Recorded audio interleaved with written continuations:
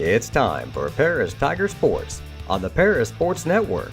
Brought to you by Cornerstone Building Brands, Stewart & Carroll Funeral Home, Seed Solutions with Chip and Bethany Keys, Longview Bank and Trust, Moody Farms, State Farm Agent Terry Elliston, Illini FS, Savoya's Pizza, Edgar County Community Foundation, Country Financial Agents Jim Blue and Mark Gladding, Lake Ridge Christian Church, Ingram's Waste Disposal, The Skating Rink with CJ and Mary Jo Becker, North American Lighting, First Farmers Bank and Trust, Templeton Funeral Home, and White Sheet Metal Heating and Air Conditioning. And our affiliate sponsors, Steve and Lynn Young, Mary Lou Pine Family, Paul and Kathy Porter, Winans Farms Mark and Holly Winans, Tom and Marnita Stuck, Jim and Kay Taylor, and Step Farms and Excavation.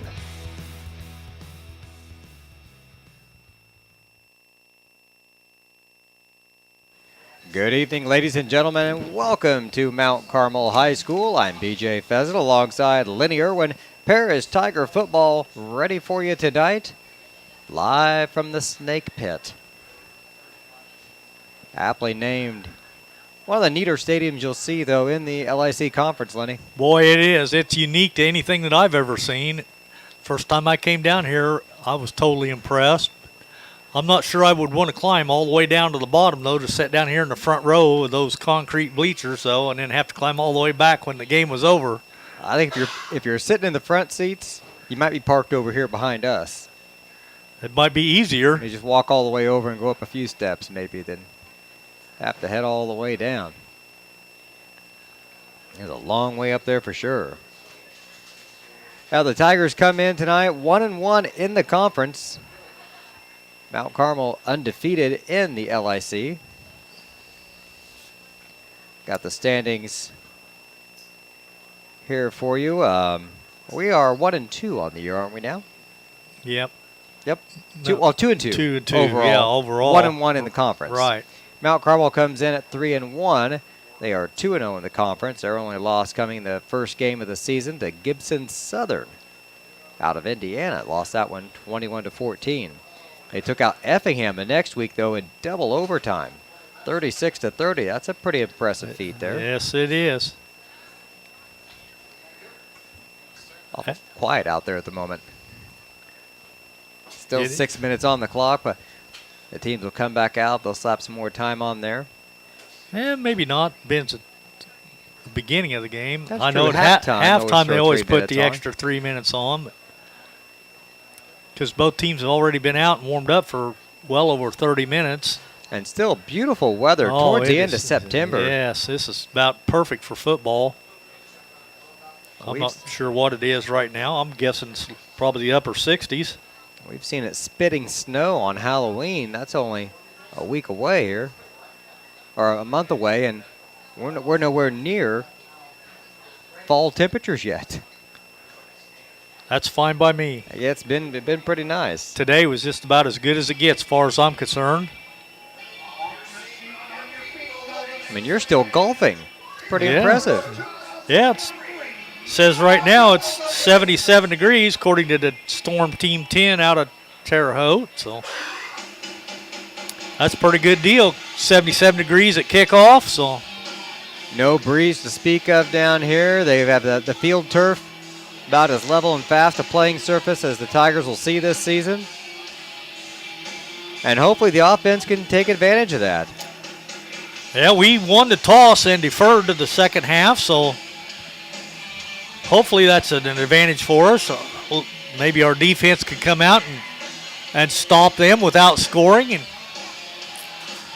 Well, we saw a good first half from the Tigers last week, and then we kind of stuttered there when we came out in the second half. Well, everything went wrong in the second half. We had our hands team out there expecting an onside kick, and it was, and we muffed it. Lawrenceville recovered, and it just seemed like after that we just... all downhill from there. Yeah, we just never did get untracked after that. So hopefully the Tigers can get the offense going. They're led this year in rushing by Ethan Curl. He's got 251 yards on the season, 4 touchdowns, but averaging 5.8 yards a carry. That's pretty good. That is very good. Well, Lenny, if you're the Mount Carmel Aces and you're not warmed up yet, the trek down the stairs ought to do it. I would think so. Yeah. Plus, after they warmed up down here, they had to make that trek all the way back up those stairs. But I think over here to the right of us, they're building a whole new locker room, concession stand, whole new complex over here to the north of us. So I'd say the next time we come down here, everything should be complete. Getting ready for the school song here, and Mount Carmel coming through their big banner. Tigers back out on the field. They don't go up the stairs. They hang out in the field here behind the press box, which is very nice. It's a pretty big upgrade since we were here a couple years ago. Yep. Yeah, we had an old press box last time we were here. We couldn't figure out how to open the plywood door in front. We finally had to pull a nail out on the side that was wedged in there to keep it shut. We finally got it figured out, got it opened up.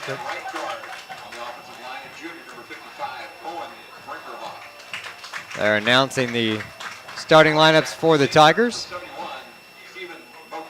We are just about ready to go. 2 minutes and 20 seconds on the clock here before the start of the game. Passing has been an adventure for the Tigers this year. Drew Rogers with 363 yards, 27 of 59, 1 TD, 4 interceptions for him. And our leading receiver this year has been Ty King, actually, 7 carries, 104 receptions, 142 yards. Carrick Vitale, 6 for 76 and a TD. Robert Wells has 5 catches for 68. You can name these guys leading the team, but I think if we're going to be successful, it's going to be guys that we're not listing off there. Yeah, I think you're right there, Beach. It's going to be Mason Burns going for a big gain or something, or Calvin Rigdon catching a pass out of the slot and going a long way, or one of these guys that you're not keying on. They're going to have to step up because the guys we're keying on haven't quite been enough the last some of these games. So unfortunately, we don't get Marshall every week. All right, that's true. Well, this series, I'm not sure exactly when it started, but it said Mount Carmel leads the all-time series 9-1. They're 5-1 at home, and the lone loss came back in 1978. We also played them in 74 and played them in 80, and then the series resumed when Mount Carmel joined the Little Illini Conference. So I'm pretty sure the little scuffle they had down here around 1980 was the end of Paris and Mount Carmel playing each other for a while. Yeah. There were some tempers and some shenanigans from that one, and we didn't play Mount Carmel for a while after that. I don't think so, no. But the series has resumed since they've joined the Little Illini, and so did we. We kind of left the Apollo and came to the Little Illini. So they left the end of the the Egypt? Oh, what was that conference? I'm not sure. I saw it, the North Egypt Conference. They were there from 97 to 2002. They won 34 straight conference games. Wow. Pretty impressive.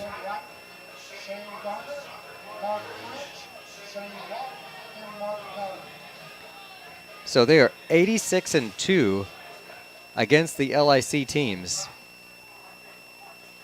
Since 1978, they lost 3 games in a row to Lawrenceville, Olney, and Paris. And they've gone 86-2 against LIC teams since 1978. That's pretty impressive. Yes, it is. All right, Tigers are ready to kick off.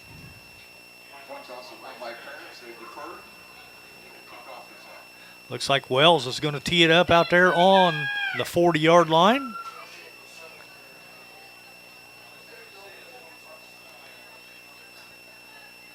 And this is just the Lenny and BJ show tonight, so you've got me running the camera and the scoreboard. So I apologize for any corrections or changes that I might have to do out there. I need 2 more sets of hands here tonight. Well, hopefully our hotspot stays connected and we keep the signal on, because sometimes that's been known to fault. Short kick to number 3. And that's Shane Meter. He returns it for about 10 yards. All right, well, here's our first scoreboard issue. I think I had 15 minutes on there. This is not a professional football game. Bump that down to 12. 6 seconds into the quarter. And Mount Carmel with their first possession here from the 40-yard line. Back at quarterback number 2, Blaine Sisson.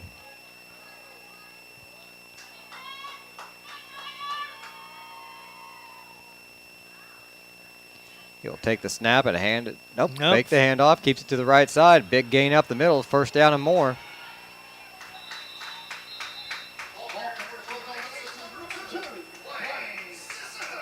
They're going to mark him down at the 45-yard line. Gain of 16.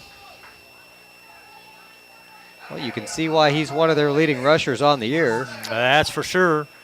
There's a little note here that said Blaine Sisson became the Golden Aces all-time career total offensive yards record holder versus Newton last week, eclipsing the 6,729-yard mark set by Reese Medcalf from 2001. So going to roll out to his right this time, looking downfield. Plenty of time, flushing him out to the side. Pass is complete and out of bounds. Mark just outside the 30-yard line.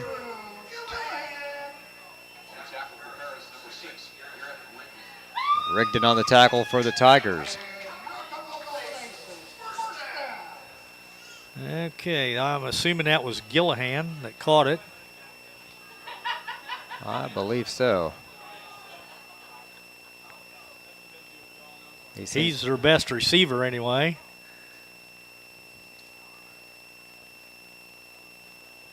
Pitch to the left this time, number 4 around the end. Tigers swallow him up. Not much happening there.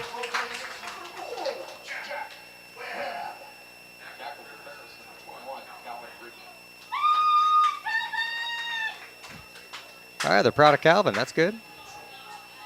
Tigers traveled all the way down to Mount Carmel to cheer the boys on. No gain on that play, so. All right, second and 10. Yep, second and 10.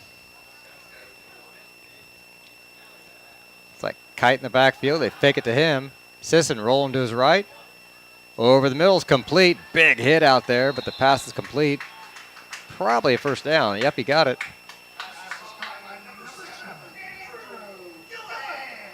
Andrew Gillihan again.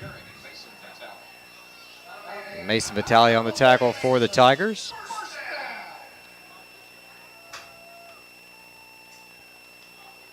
It'll be first and 10 now. Well, that ain't right.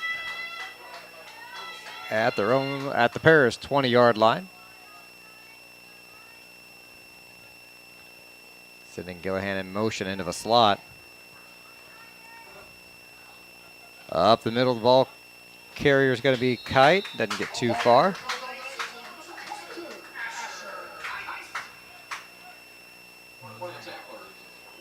He picked up about 4. Brinker off on the tackle.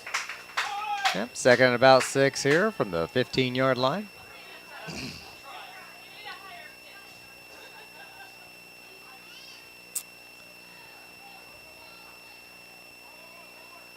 Two receivers to the left. They'll slot one guy to the right there, Trent Casburn. Sisson pitches to the left to Kite. He'll turn the corner. A flag on the play. And he's down around the 5-yard line. I got a feeling this one's coming back, though. I'm thinking there might have been a hold, maybe. Or at least I thought I saw a flag. Yeah, they're backing up. Holding, offense, TDR, The officials are mic'd. That's awesome. Yeah, it is. 10-yard holding penalty. So that'll back them up now and make it second down and about 16. Yep. Ball on the 26-yard line. We was watching them warm up, so we know they got a good kicker. So if we'd stop them here from scoring, they might still have a field goal attempt. Sisson bounces outside, just gets Oh, away from man, Curl. he's got some speed, though. Yes, he does. Look at him go. That's a score. I think he's in. That he is. Mount Carmel goes on top 6-0, 8:37 to go here in the first.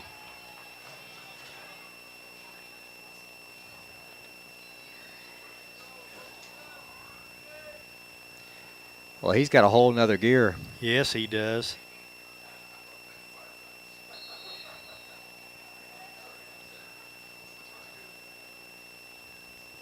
Curl was in the backfield. He just couldn't get a hand on him. After that, nobody had a chance. The extra point is good and some. Mount Carmel up 7-0. We'll take a quick break. Be back in just a moment here on the Paris Sports Network.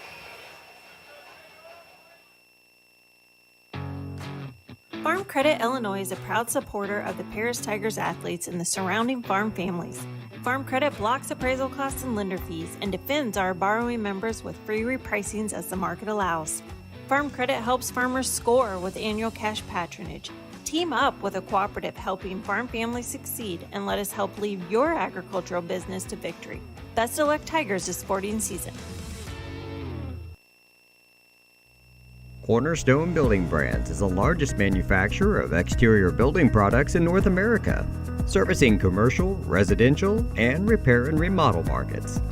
They're the #1 manufacturer of vinyl siding, windows, and metal accessories, as well as North America's top choice in metal roofing and wall systems. With an expansive product offering and more than 100 locations, they're committed to providing high-quality exterior building solutions that their customers and communities can count on. That's Cornerstone Building Brands in Paris. 7-0 Mount Carmel leads. Set to kick off now to the Tigers. Back deep to receive around the 10-yard line.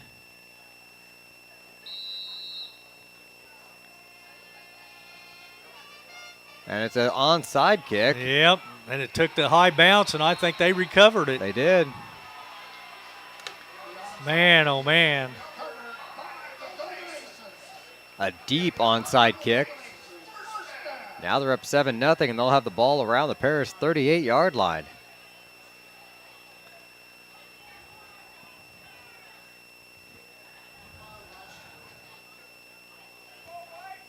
I don't think this is starting out the way we want it to, Lenny. No, it's definitely not. All right.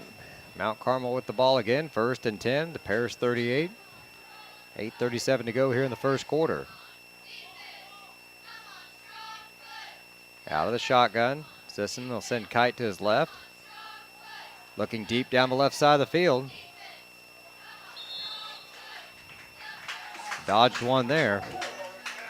Couldn't connect. That'll be 2nd and 10. Tried to hit Jack Webb, but him and Hutchings were in a battle.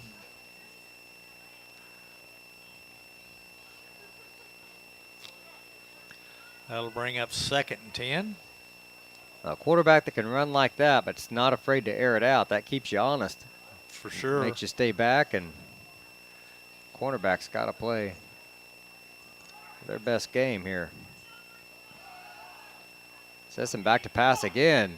Deep, and there's a flag. That's going to be pass interference on the Tigers. Is it going to be against King, or is it going to be against Hutchings? I think Garrett Rigdon. That's my Rigdon? guess. Okay. Oh, 6. I was thinking that was 1. Never mind. It probably is 6. Yep. I think he was running into him downfield. Right. He wasn't like grabbing a hold of him. They just kind of crossed paths. And one of those things where they're. Pass interference. First down.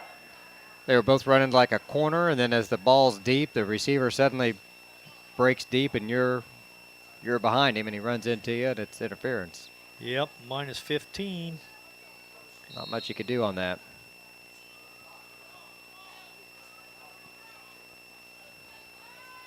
So it'll bring up 1st and 10 from the 23.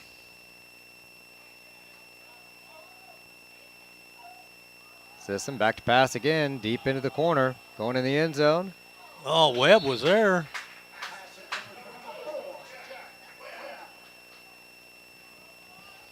They keep throwing that corner. I can't quite get the camera back over there.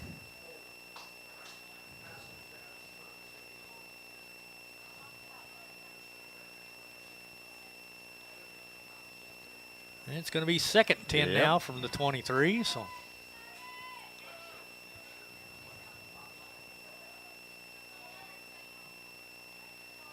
they're going to spread 3 receivers to the left, 1 to the right. Sisson out of the shotgun again with Kike. inside handoff this time. Tackled from behind. Kite the ball carrier, brought down by Cohen Brinkerhoff. Picked up 5. So Yep. this will set up a 3rd and 5. Yep, ball on the 17-yard line.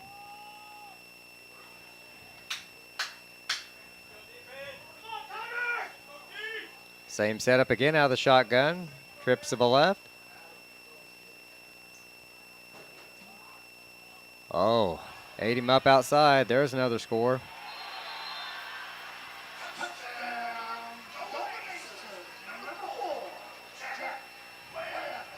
Pass was complete. Number 4 on a quick, 5-yard hitch. Webb made the defender miss and then ran over somebody in the end zone.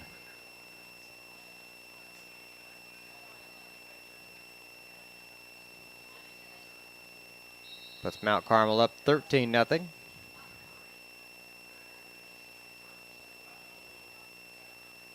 Pending the extra point attempt.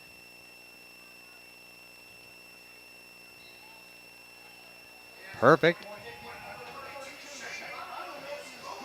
14-0. Tigers trailing early here in the first quarter, 7:21 to go. We'll be back in just a moment here on the Paris Sports Network.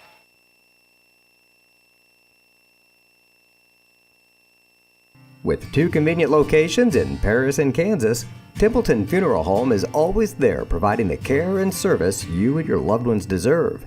Pete, Mark, and the staff at Templeton Funeral Home would like to wish all the Tigers the best of luck this season. Go Tigers!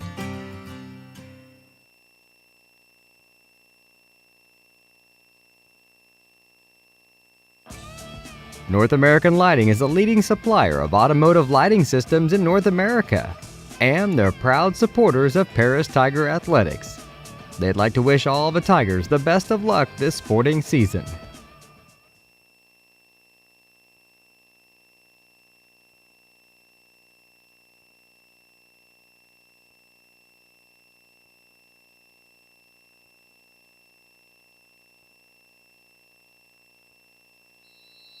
Ready to kick off again.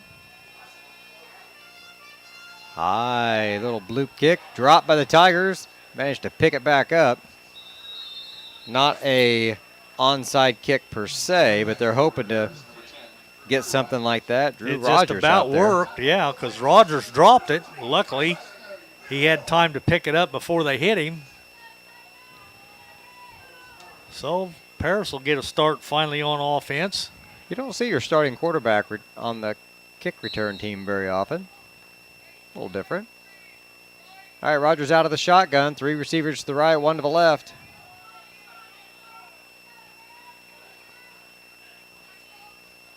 And they're going to go to curl right up the middle. Good gain. And a first down for the Tigers. Yep.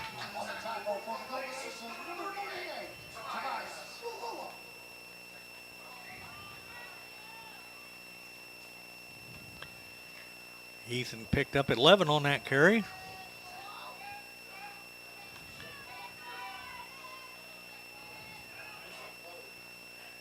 Out of the the shot good again. Hands off again to Curl. Hits a wall, though, in the backfield. Yeah, I was say nothing happened that time. Yep.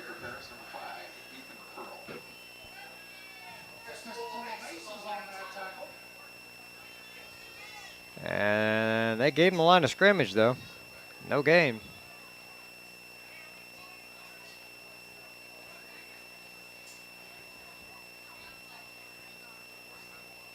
Rogers heading back in with the play now. 2nd and 10 on Paris' own 45-yard line. Down 14-0, and this is, you've only run 2 offensive plays. Yeah, That's exactly. rough. That is rough. Rigged it in motion. Oh. Still nothing happened. Curl with no room at all. He might have got a yard that time. But Yep. Yeah, we'll give him a yard. Be 3rd down and 9.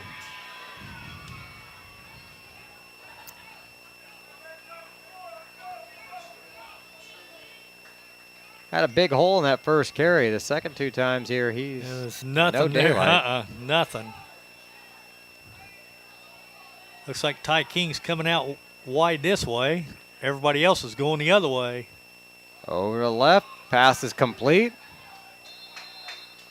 Out past the 50-yard line. It's going to be 4th down. That looked like Wells out there. I think it was Vitale.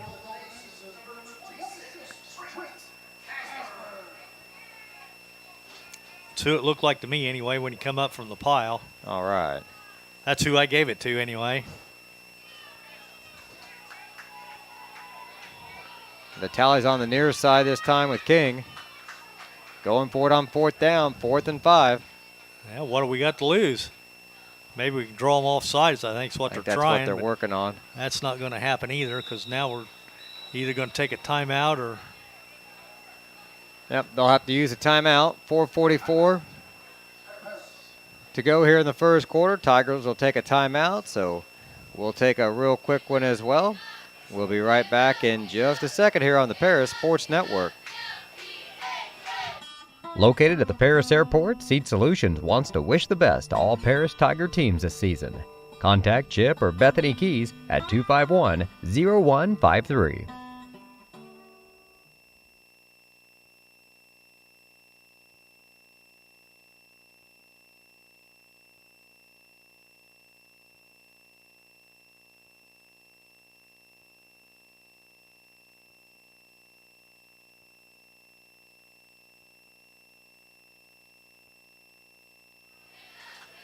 So the Tigers coming out with 4th and 5 at the 50-yard line. They're going to go ahead and set up for the punt now. let's see who's back doing the punting. Gabe Rouse looks like.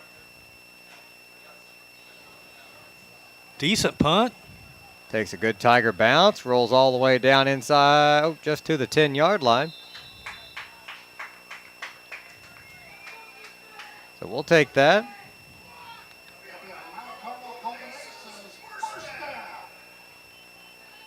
.434 on the clock. 1st and 10 for Mount Carmel. They're going to mark it at the 20.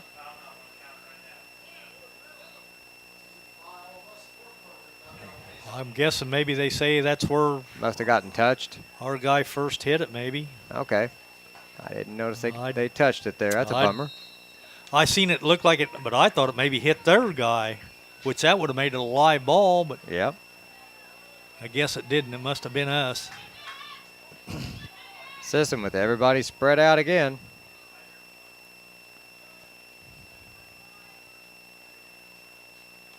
Takes the snap, keeps it himself to the right side. He's got a hole dancing by people. Cutting it all the way back this way now. Now he picks up a block from Webb.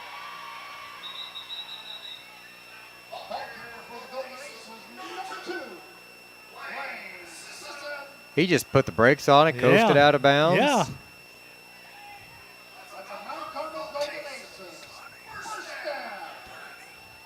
He's smart enough not 36 yards on that scamper. to take a hit if he doesn't have to.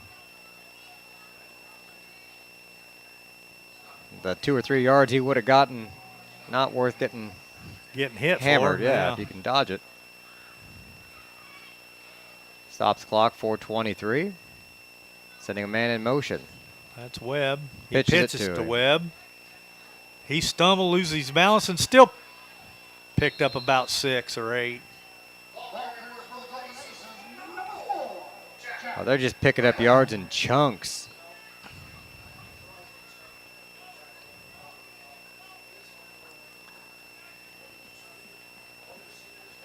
Still second down. Didn't quite get the first down that time. Second and about 2. Yep. Give him 8 on the carry.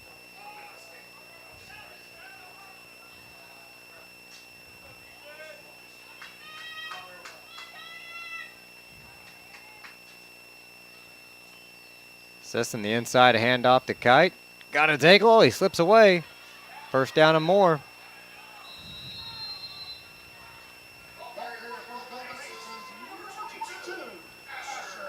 Oh, another first down for senior Asher Kite.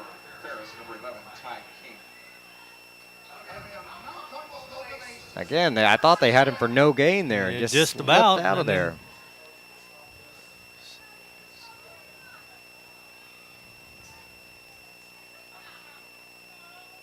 Fresh set of downs. Quick snap. Flag is out. Not much that time. Gillihan on the reception, but as quick as the snap was and the throw, I'm wondering if somebody wasn't set. That's what I'm thinking. Somebody jumped or moved, or like you said, wasn't set yet.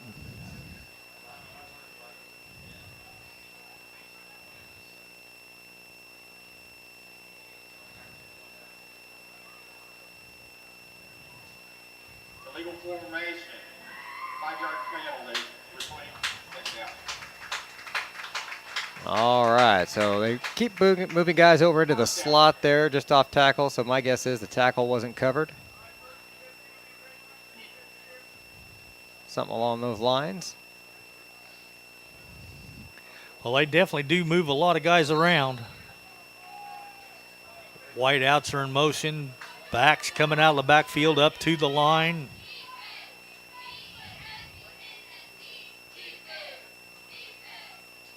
They shifted 2 guys that time.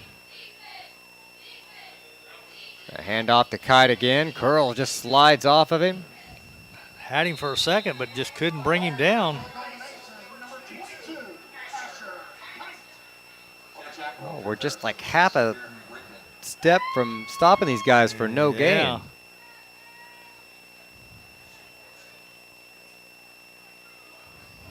They were airing it out in the last possession. This time they come out and run left, run right. And it's just eating us up. Down around the 3-minute mark here in the first quarter. Pitch to the left. Kite trying to turn the corner. Does and gets out of bounds. It's enough for a Mount Carmel first down. It's going to be a first down. Around the 14-yard line is where they'll start back up.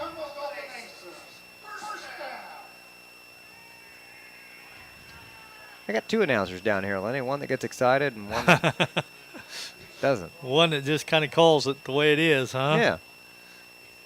Well, your voice would probably wear out. You do both. Sisson rolling to his right. Oh, got away from yeah, him. chucked that one in the ground. Intended for number 3 down there. Right Shane down. Mitter. Oh, okay.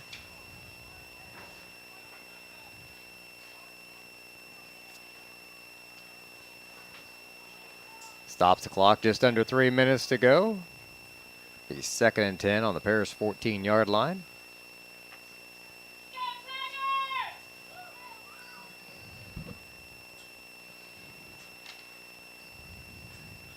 Again, out of the shotgun. Hands off to Kite. Man, looked like we still had him right there at the line, and he still gains 5 or 6. Yeah, give him another 5 yards. Yeah.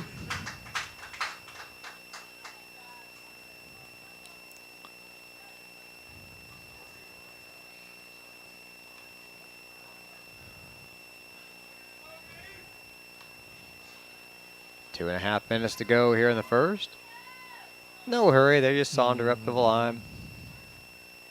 Slot to the right, Twins to the left. Two guys in motion again. Tigers jump off sides.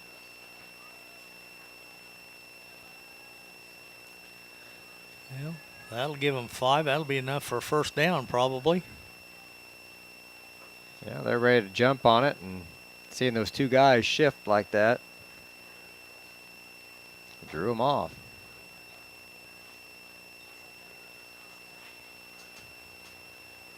It's going to be super close. 5 yards would almost need a measurement.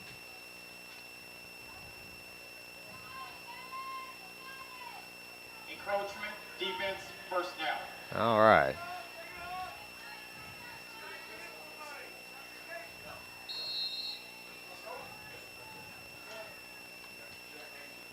Clock running again. First and goal from the Paris 4.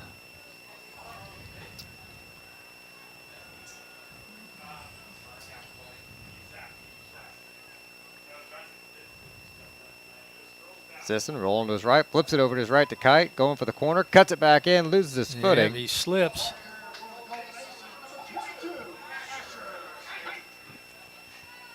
He'll be brought down just shy of the goal line.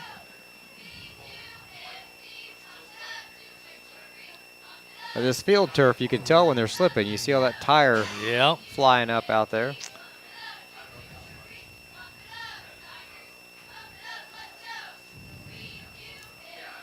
Well, it's definitely a fast track, that's for sure.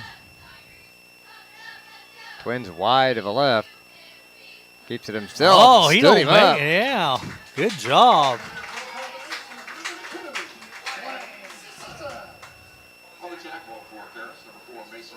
Burns there with the stop. Somebody had him by the ankle. I don't know if that was Burns or if Burns stuck him up high. Burns stuck him up high.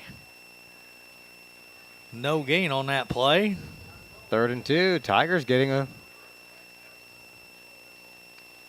little bit of momentum here on defense. Now they're going to line up an I formation. Stack the line of scrimmage. Give it to Kite, and he's hit hard. Curl coming in with the tackle right at the line of scrimmage.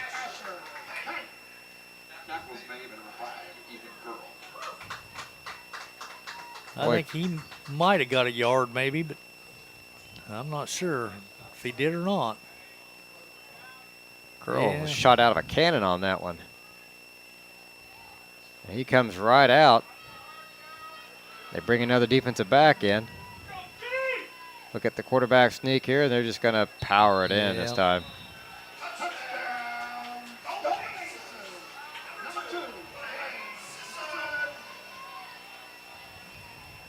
Well, they made him work for that one.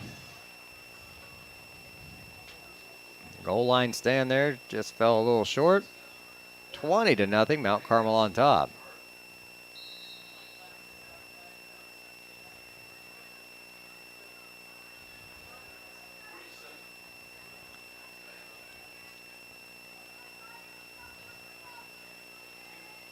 Extra point is up, and it's good. Mount Carmel 21, Paris 0. Still 28 seconds to go in the 4th quarter. We'll be back in just a moment here on the Paris Sports Network. Moody Farms of Paris is a proud supporter of Paris Tiger student athletes. Whether they're on the court, in the field, or in the classroom, Moody Farms wants to wish all of our Tigers the best of luck this year.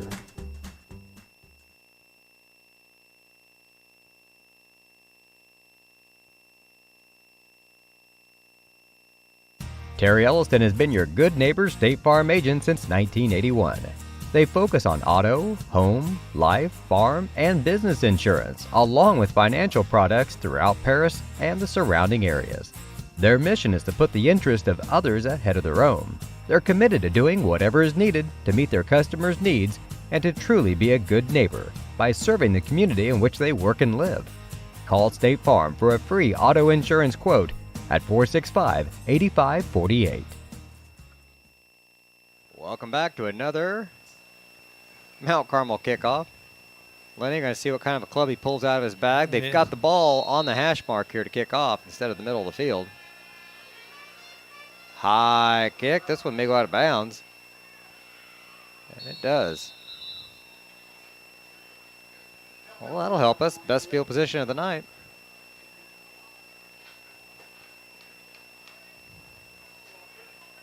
No time off the clock. 28 seconds there in the first quarter.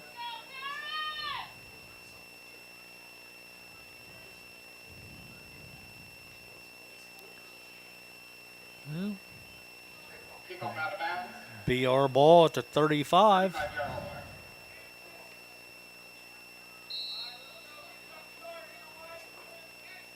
All right. Trips to the right this time.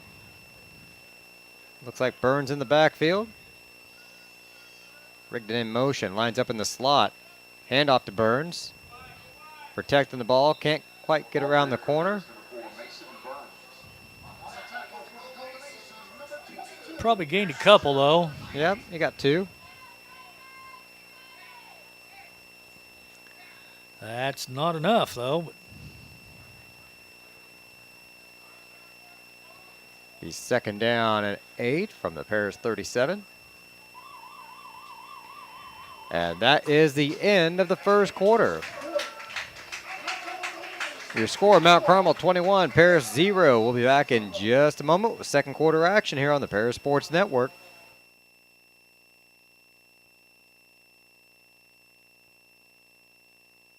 For nearly 100 years, farmers have counted on FS to provide agriculture-related products and services. Call 465-1560 for fuels, lubricants, or propane for home and farm use.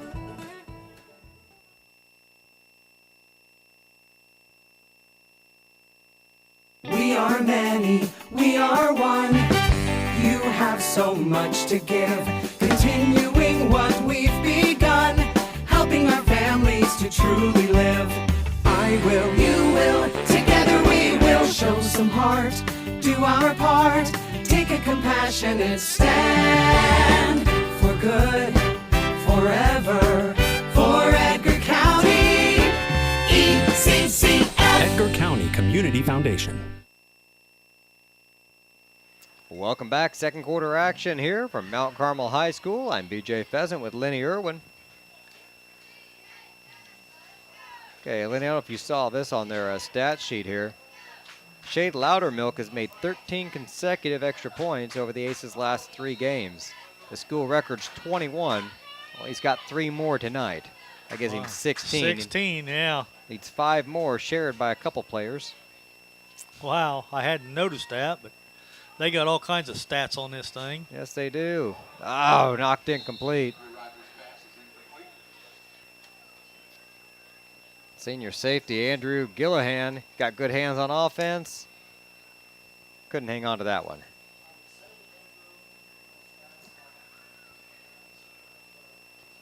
Get the time on the clock here for us. There we go, 11:53.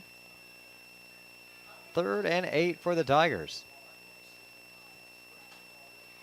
He had some time. They kind of rolled him out there. He could look down the field, but just great coverage that time at Mount Carmel. Nobody was open. Paris hustles over the ball, sets up. And running for his life is Rogers, down in the backfield for a loss.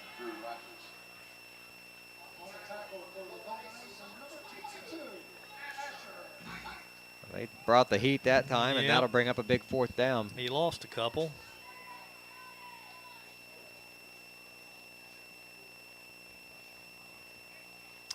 So that'll be 3rd and 12. Bring sophomore Gabe Roush in to punt from his 22-yard line. I guess it's 4th and 12, my bad. Nice kick. Fair catch called by Gillihan. And it'll be 1st and 10, Mount Carmel on their side of the field. The official standing at the 37-yard line.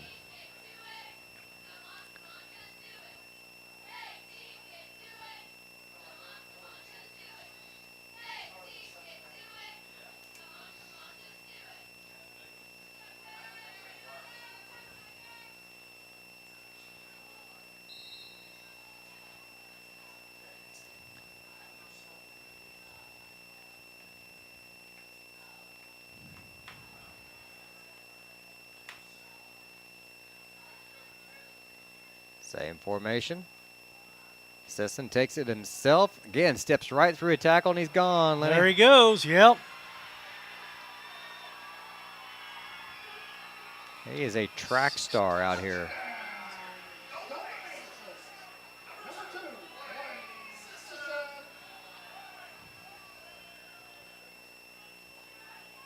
Keep an eye on him at track season. That boy can. He can move. He can fly. If he plays track, he might play baseball. Who knows?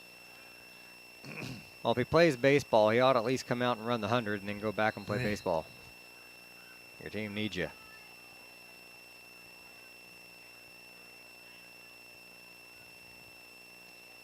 Extra point attempt is up. And there's another one. School record on the way. That's 4 in a row.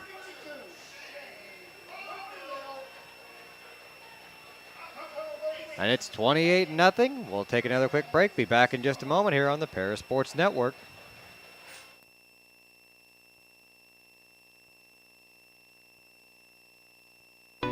At First Farmers, we are committed to the communities we serve. For us, joining a community means more than just opening shop. We want to see businesses thrive, generational farms succeed, and local families continue to put down roots and grow. Whether you're looking for a farm loan, managing a business, building a nest egg for a new home, or searching for the personal financial tools that will set you up for financial success, we've got you covered. At First Farmers Bank and Trust in Paris.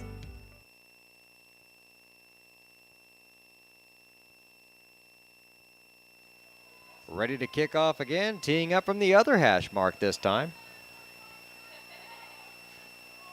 They've been very creative with their kickoffs tonight. That they have. We've seen them onside, deep, short. Actually, we haven't seen a deep one yet. There's a deep one. Caught back at the 2-yard line.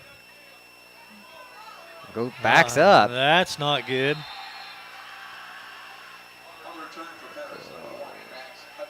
Maddox Hutchings is a freshman, and that was a freshman return right there. It was. That's what you learn at backing up on a kickoff return doesn't go well. He's not used to this kind of speed either, though, because normally he's the fastest guy on the field, and usually he could take a couple steps back and then still outrun everybody, but not down here. That's not going to happen.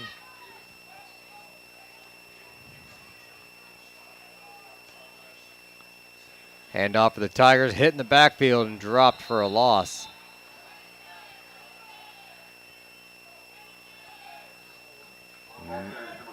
Mason Burns. Loss of about 3. 2nd and 13, ball at the Paris 8.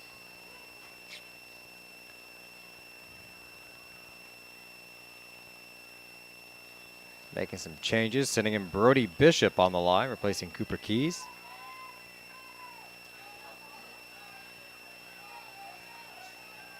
Rogers looked quickly to the right, pass complete. Trying to get down the sideline, and out of bounds.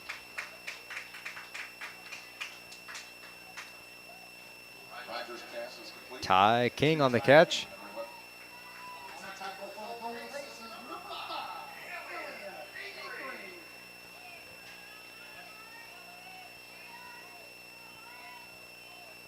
Pick up about 6. 6, yeah.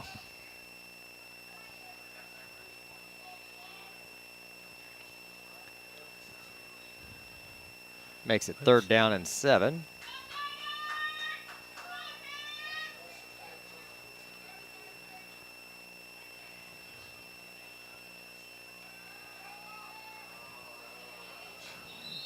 Pass incomplete on this side. Tried to hit Wells, but he was double covered. Yep.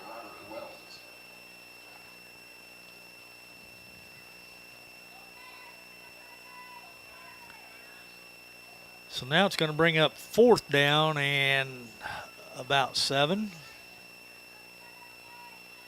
And Roush is going to be standing around the 4. Put him at the 2. He'll be kicking from about the 5-yard line. came for the block. He gets it away. Decent kick. Fair caught at the Paris 48-yard line. 44. Oh, or 44. 43. You're right. 43, I think. I had the wrong yard line there. Just under 10 minutes to play in the second. Paris down 28-0. Mount Carmel now with great field position again. Yep, it's definitely been all Mount Carmel tonight so far.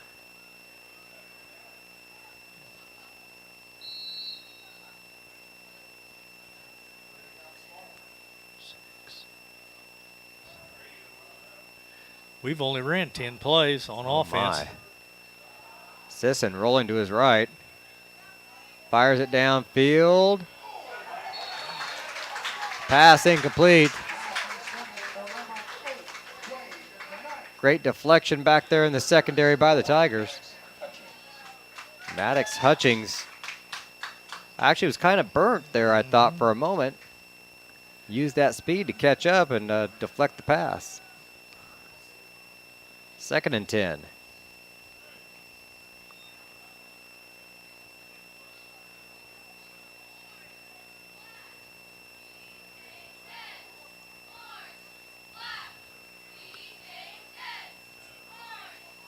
Fakes the handoff to Kite, rolling to the right of Sisson. Pass incomplete.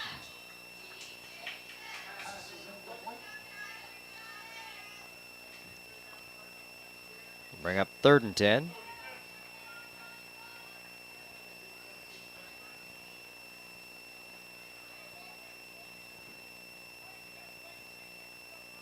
This may be overall one of the fastest teams we've seen this year. They definitely got some speed just about everywhere.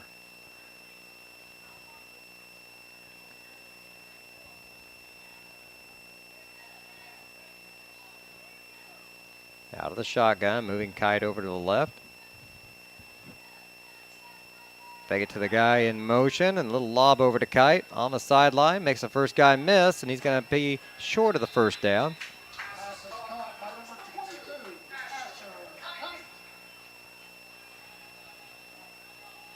I think they're going to give him about 9 now on it. Yep. 4th and 1.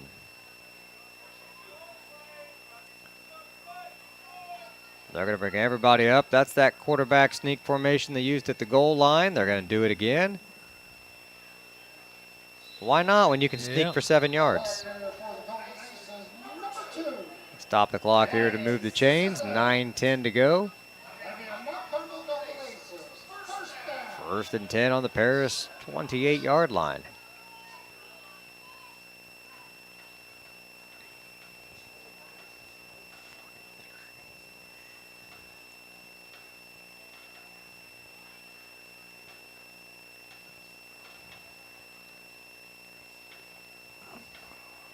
Two receivers to the right, one slot to the left.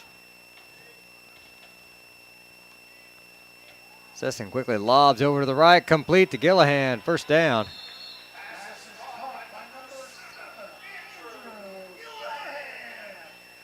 Gillihan will be marked down at the 8-yard line.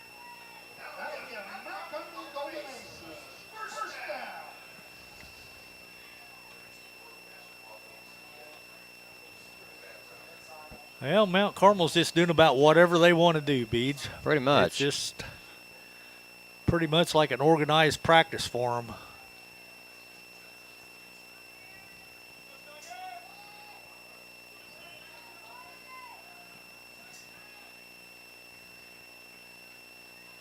Sisson hands it off to Kite this time. He's brought down from behind. Curl chased him down from behind. He came on the backside. Showed good speed to run him down, but boy, he had to come a long way to do it. Yeah, he did. Picked up about 2.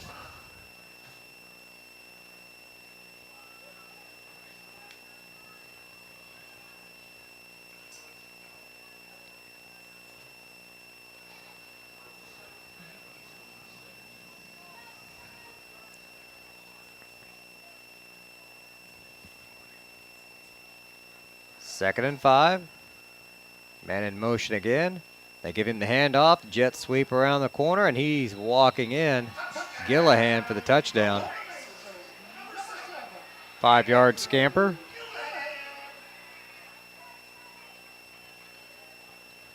.7:26 to go. And it's 34-0 Mount Carmel.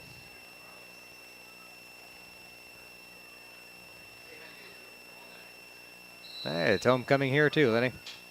That or the students are just really fancy.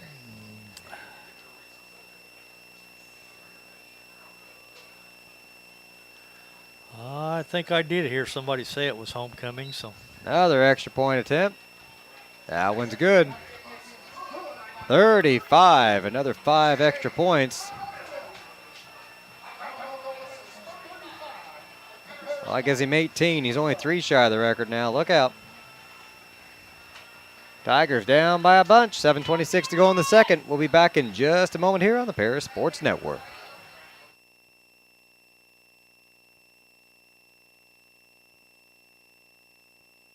The skating rink at Twin Lakes, formerly known as Twin Lakes Roller Rink, has been a popular establishment in Paris for over 60 years. New owners CJ and Mary Jo Becker are bringing new life to the skating rink with arcade games, a snack bar, TV hangout area for teens, and lots of roller skating. Stop by 1250 North Main Street in Paris on Friday and Saturday nights from 6 to 10, with a fifth quarter on Friday nights until midnight, and on Sundays from 2 to 4. Follow them on Facebook for more upcoming events.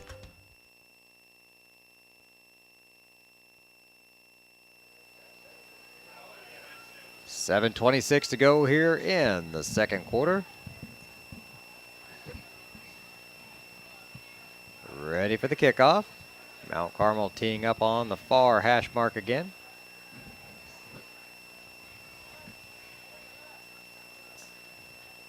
Which club's he going to pull out of the bag this time? I don't know. I haven't seen the driver yet, but Field it at the 6. Hutchings tries to make a guy miss and scoots through a hole. got her up to about the 25 this time, though, so. Catching him inside the 5, I'd be tempted to just let it go. Not too many of those kickoffs are going to bounce backwards, but one time you do, it'll go score him sideways. Right.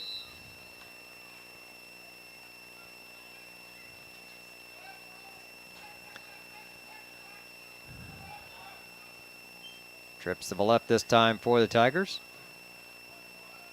Right in motion, lines up at the fullback position. They hand it off to Curl, I think. Burns. Mason Burns in the backfield. Picks up a couple.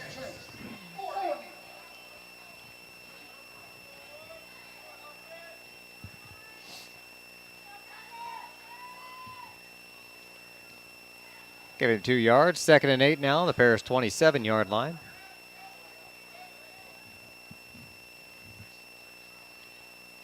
Rogers sends 2 receivers each direction. Hands it off up the middle. Nowhere to go. Nowhere. Curl dropped at the line of scrimmage.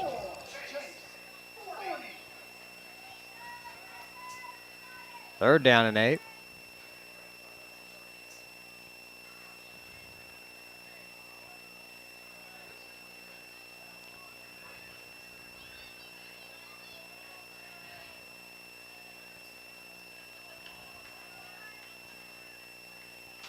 Down to 10 seconds on the play clock.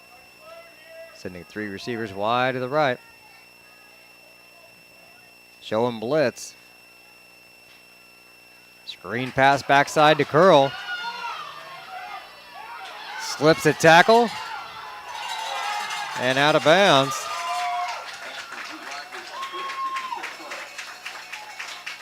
There's flags flying out there.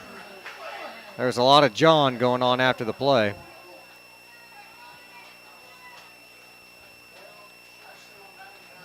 We might have had a block in the back out here, about the 40.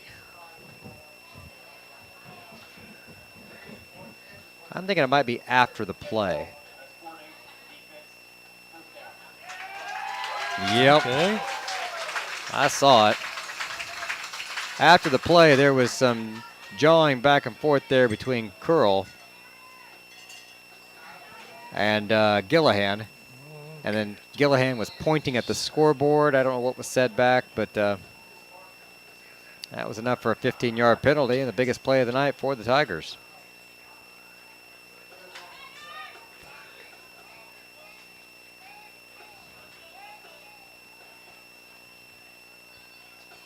Hand off to Curl up the middle again. Short gain.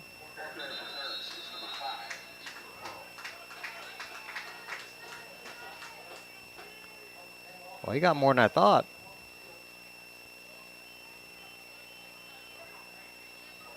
Yeah, he got about 5 that time. Yeah, he did. We'll take that. Good game there by Ethan.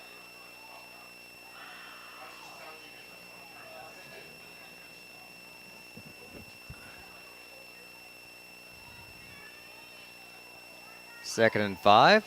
Mount Carmel 24. 2 backs in the backfield this time. Now they're going to send Rigdon out in motion. Rogers wants to keep it himself, looking for a hole anywhere. I'm not sure he made it back to the line. He might have, but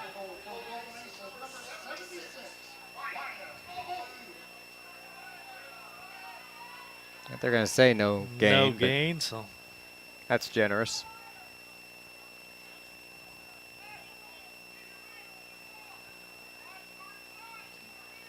that'll bring up 3rd down and 5.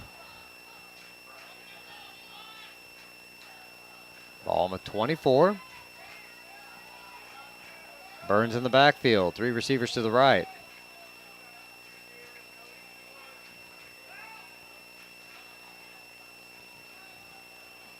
Rogers man. hammered, helmet ripped off, and there the flags flying.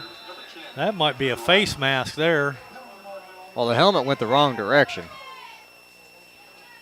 That's what I mean. I'm thinking they grabbed it, the face mask, and ripped it off.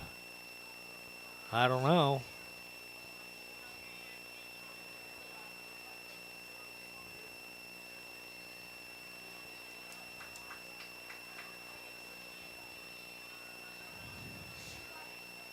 Drew heading back out on the field. Got his head put back on. Yep. Face mask, yep. Big old first down for the Tigers because, like we said, the helmet shouldn't fly away like that. No, They're it strapped shouldn't. on pretty good.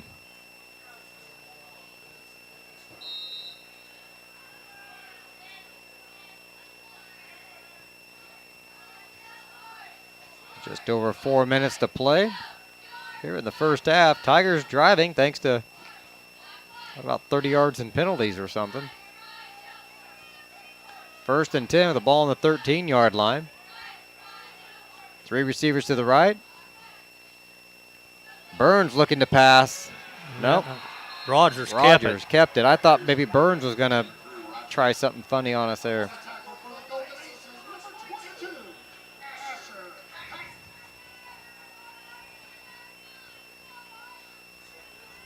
Explains why Burns didn't break up the field with the ball. I thought maybe he was going to try and throw it because he was standing so upright. Lost 8 on that, so.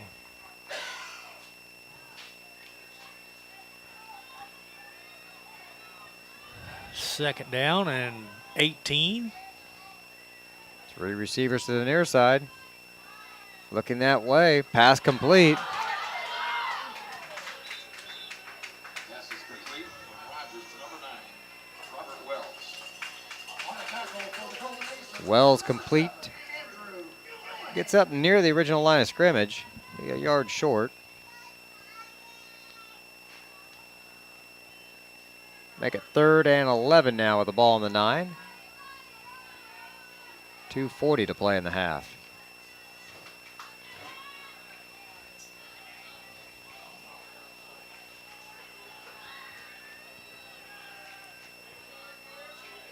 Rolling to his right. He's got pressure on him. Get rid of it. Not. Did we catch it? I think we did. Pass is complete. Rigdon, no, it wasn't Rigdon.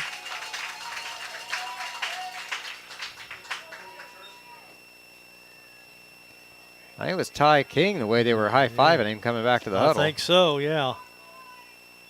So let's see, he gained 5, he gained 6 yards in. The way he was scrambling, he threw it 26. We only got 6 yards out of it. Down to 5 on the play clock, hustling up to the line now. 4th and 6 from the 8, down to 1, and we take a penalty. Come on, guys.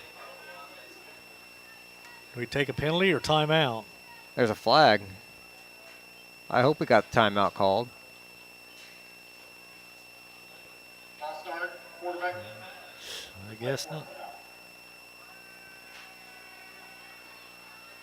False start on the Tigers. And now we've got timeout Paris. That we'll be looking at, we'll go ahead and keep it right here, getting close to halftime. We'll be looking at 4th and 11 instead of 4th and 6. Well, that's not good because we've only had one play tonight that's made 11 yards. Well, I guess 2. The 31-yard pass to Curl and the 11-yard run by Curl, the very first play of the game.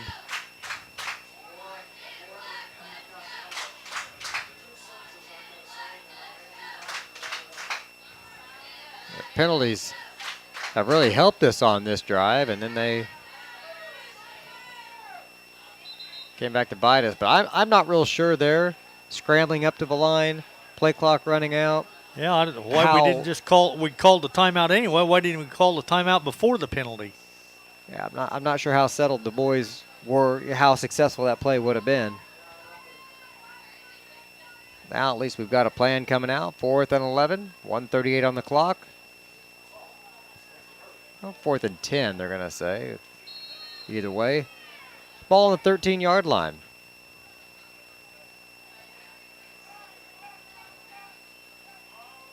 Rogers drops straight back, now scrambling again. Oh, Gets away from a couple guys, got to keep it himself. It's got the. oh man, did he get hit though? That's going to depend on the spot. He took a shot. Yeah, he got hit right at the 4. I Just don't think shy. They didn't.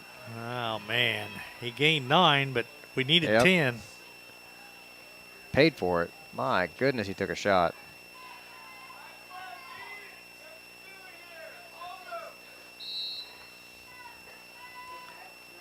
Did a good job of just getting away back there. He was under all kinds of pressure. I was surprised he got away from him.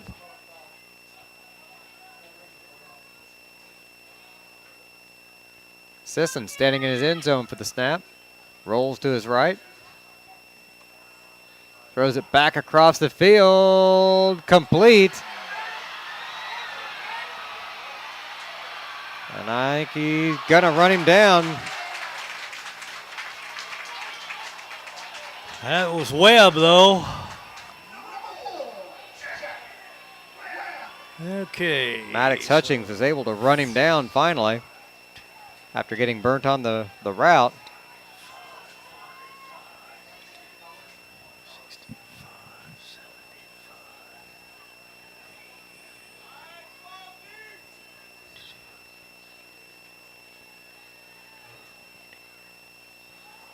Quick snap. Up the middle they go. And we got a player down. And officials are going to call timeout with 1:02 to go.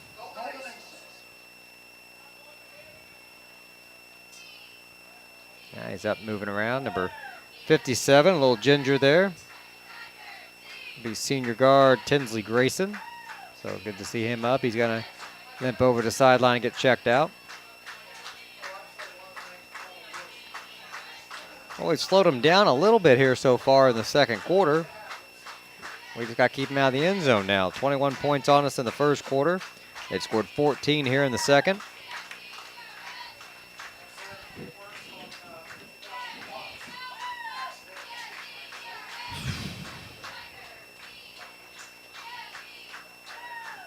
Well, Lenny, the score stinks, so let's check out the lighting here at the field. Well, I was going to ask you that. What's the purpose of the 2 lights down at the bottom of the pole shining straight up? I don't know. It doesn't light anything up that I would see. The bugs seem to like it. We need a lighting engineer to send us a message and let us know here. Out of the shotgun, takes a snap, rolling to his right. No, flushing him out. Lobs it in the back of the end zone, incomplete. Well, Calvin Rigdon had pressure on him, and then I'm not sure who else was in there. But In the end, he was standing all by himself, though. He got away from us in the back of the end zone. We got lucky. Under a minute to go here in the half.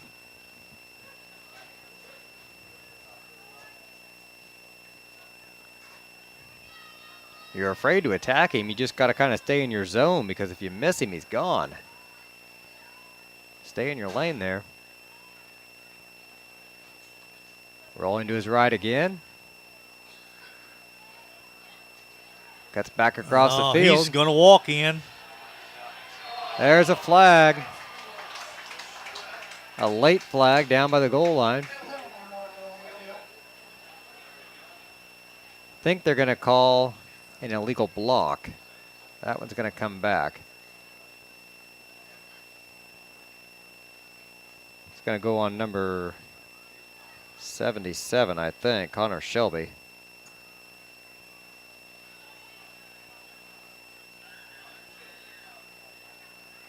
Could be like a blind side, like a block.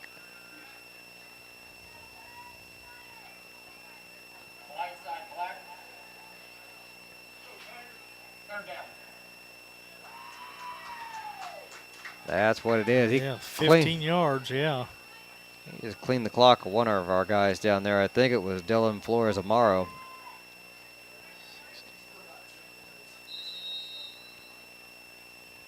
Clock running again at 40 seconds. Third and 15 from the 20.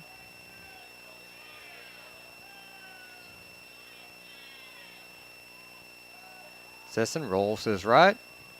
Lobs, and he's going to miss his guy again back at the end zone. Incomplete. That was close. That was close.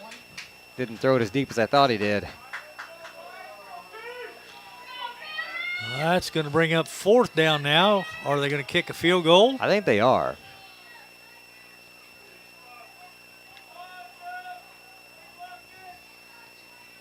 It looks like it. The yellow fluorescent shoes are out there.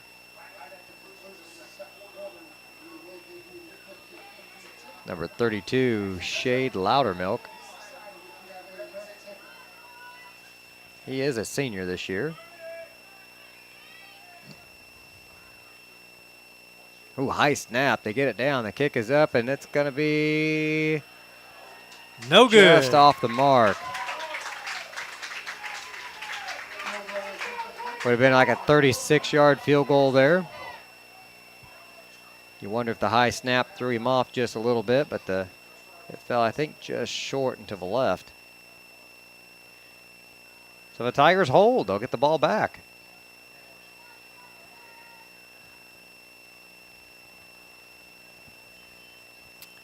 Yeah, but there's only 11 seconds to go. So you got time for one, possibly two plays.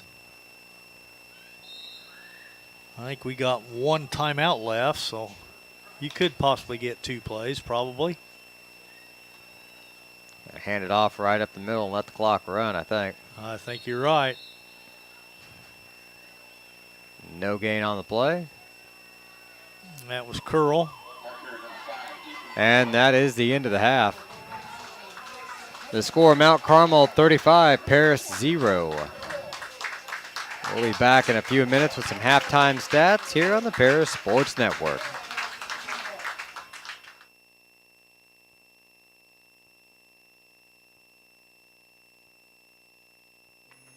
Family owned in Paris for 38 years, Savoya's Pizza is the place for real Italian food. Be sure to try their famous pizza nuggets and follow them on Facebook for their latest specials.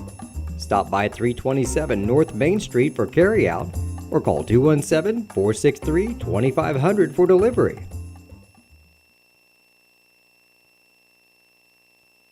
White Sheet Metal Heating and Air Conditioning have been your hometown boys for over 50 years, offering 23.5-hour service. That's right, they need a half hour for coffee. Call John at 217-465-3195.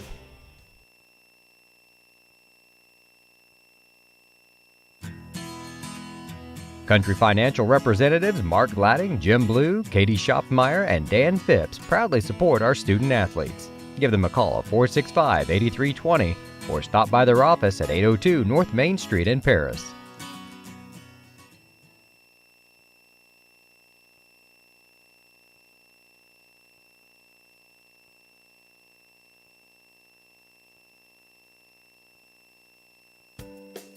Make plans to attend Lake Ridge Christian Church this Sunday, either for their traditional service at 8 a.m. or their contemporary service at 10:30 a.m.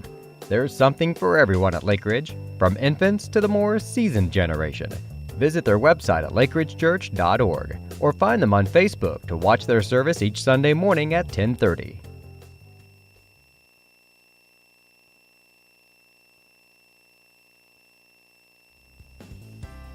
Ingram's Waste Disposal offers residential and commercial trash pickup, commercial compactor service, roll-off service, and mini roll-off services.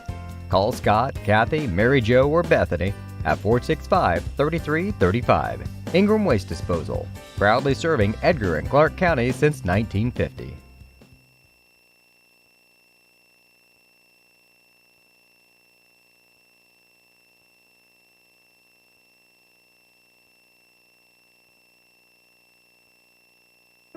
If you're looking for agricultural, business, or personal loans, Longview Bank and Trust has you covered. They can even help you with investment options and online banking. At locations in Paris, Crispin, Georgetown, and Marshall, they're always ready with the services you need. Look them up online at longviewbt.com.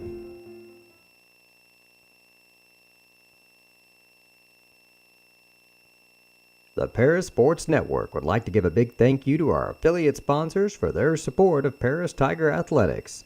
The Mary Lupine family, Paul and Kathy Porter, Mark and Holly at Winans Farms, Tom and Marnita Stuck, Jim and Kay Taylor, and Steve and Lynn Young.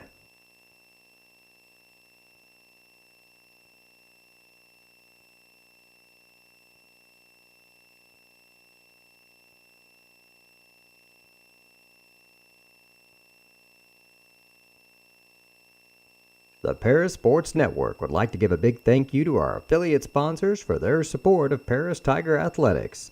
The Mary Lupine family, Paul and Kathy Porter, Mark and Holly at Winans Farms, Tom and Marnita Stuck, Jim and Kay Taylor, and Steve and Lynn Young.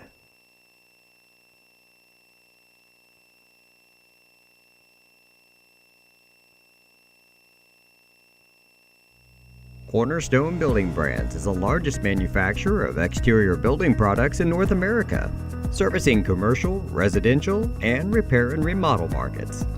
They're the #1 manufacturer of vinyl siding, windows, and metal accessories, as well as North America's top choice in metal roofing and wall systems. With an expansive product offering and more than 100 locations, they're committed to providing high-quality exterior building solutions that their customers and communities can count on. That's Cornerstone Building Brands in Paris.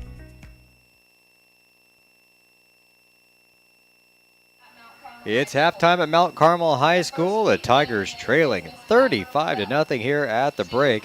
They gave up 21 points in the first quarter, another 14 in the second. Lenny, we got a little distracted by the lighting there in the first half. Yeah. And we were talking about those little lights down at the bottom of the pole. And I asked the listeners if we had any electrical engineers out there, lighting engineers that could help us out.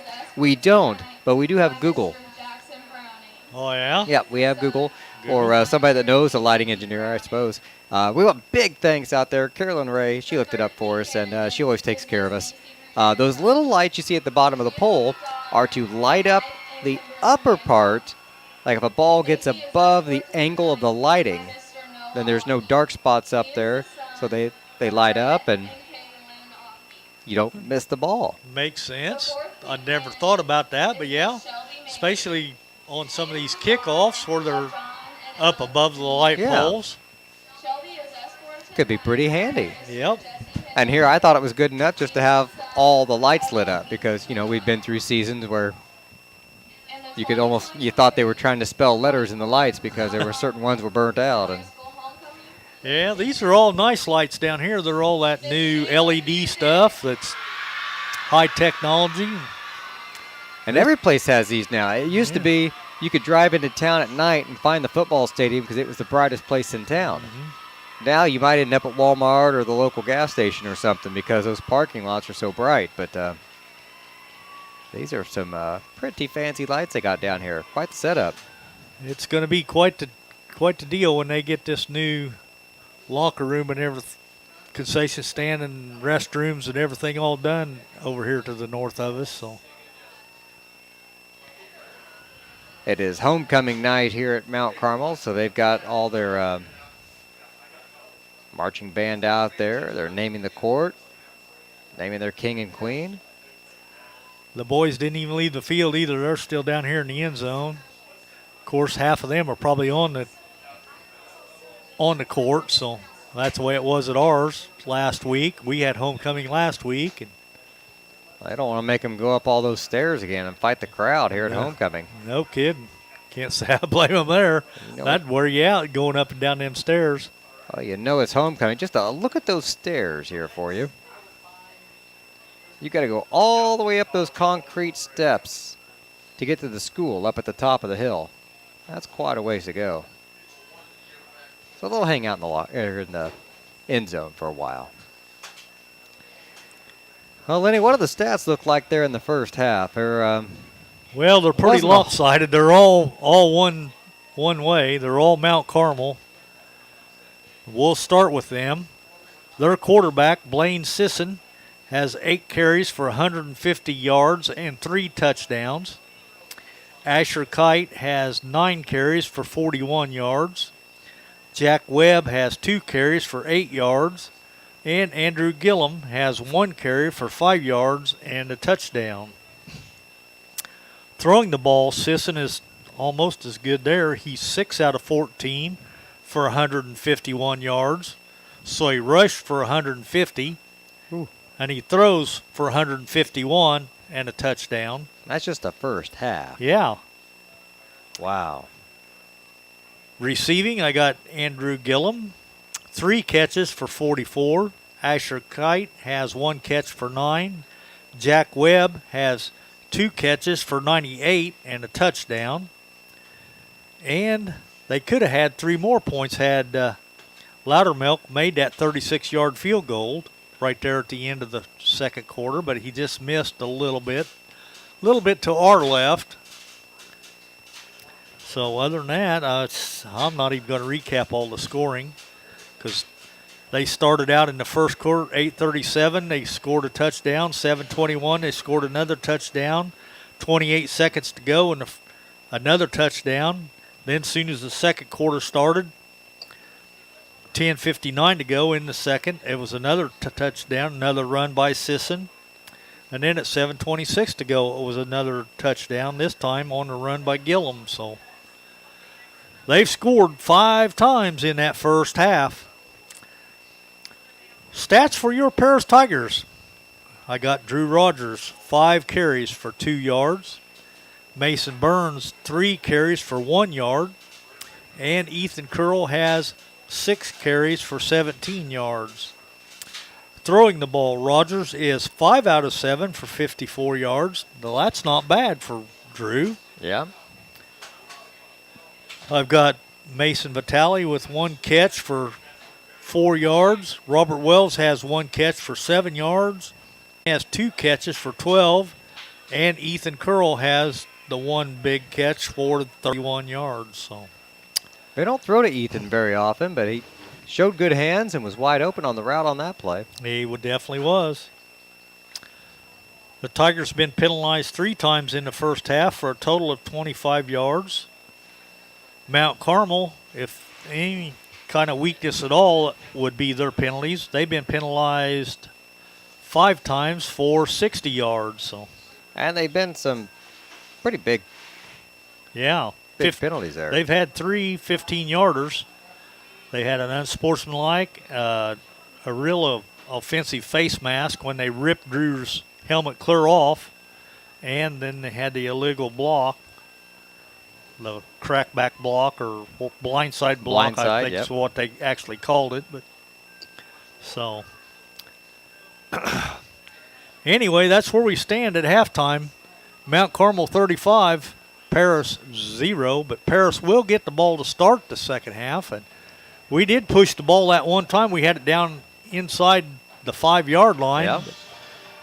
We just needed to get to the 4 for a first down. We come up a half a yard short of getting the first down. That's been our season so far. Yeah. So, but we got another half yet to play. So the LIC tonight, if you're interested. Oh, I thought this had the other LIC games. This is Mount Carmel opponents this week. That's what that list is. The Class 3A poll, because that's what a lot of these schools in the LIC are in, lists Byron as their 4-0 as number 1.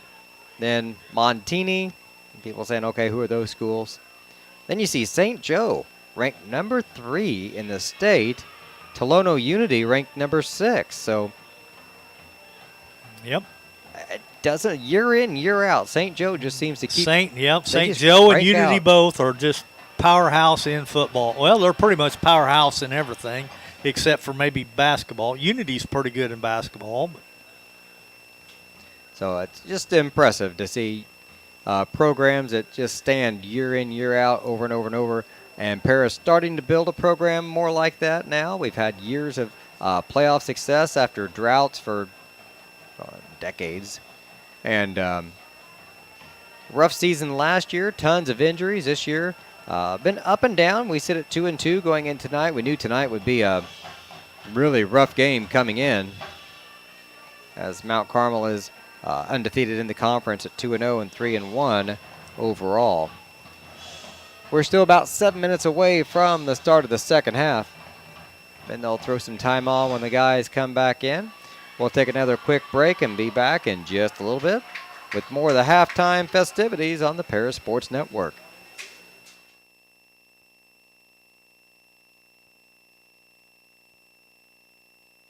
With 2 convenient locations in Paris and Kansas, Templeton Funeral Home is always there providing the care and service you and your loved ones deserve.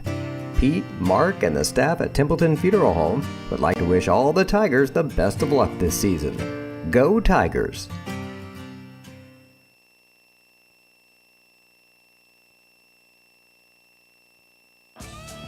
North American Lighting is the leading supplier of automotive lighting systems in North America, and they're proud supporters of Paris Tiger Athletics. They'd like to wish all the Tigers the best of luck this sporting season.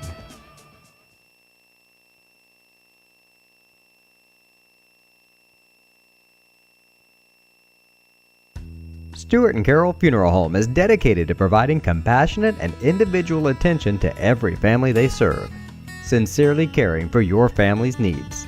Stuart and Carol Funeral Home proudly supports Paris Tiger Athletics.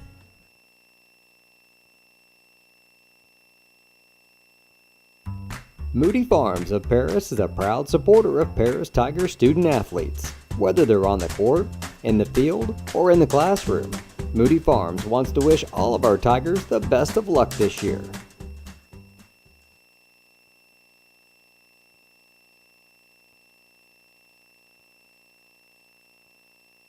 Terry Elliston has been your good neighbor State Farm agent since 1981. They focus on auto, home, life, farm, and business insurance, along with financial products throughout Paris and the surrounding areas. Their mission is to put the interest of others ahead of their own. They're committed to doing whatever is needed to meet their customers' needs and to truly be a good neighbor by serving the community in which they work and live. Call State Farm for a free auto insurance quote at 465-8548.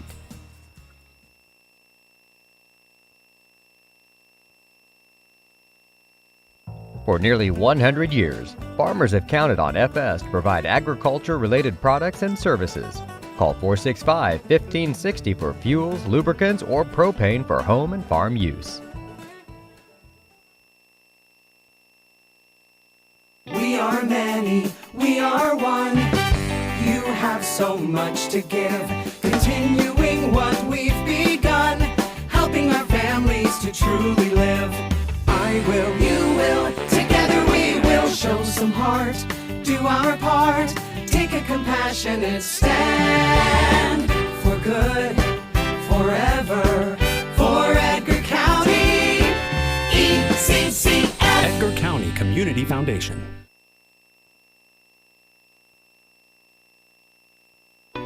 At First Farmers, we are committed to the communities we serve. For us, joining a community means more than just opening shop.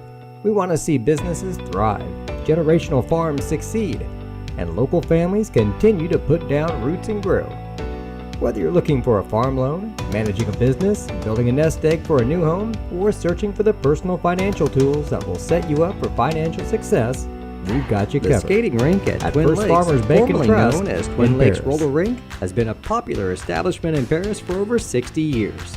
New owners CJ and Mary Jo Becker are bringing new life to the skating rink with arcade games, a snack bar, TV hangout area for teens, and lots of roller skating.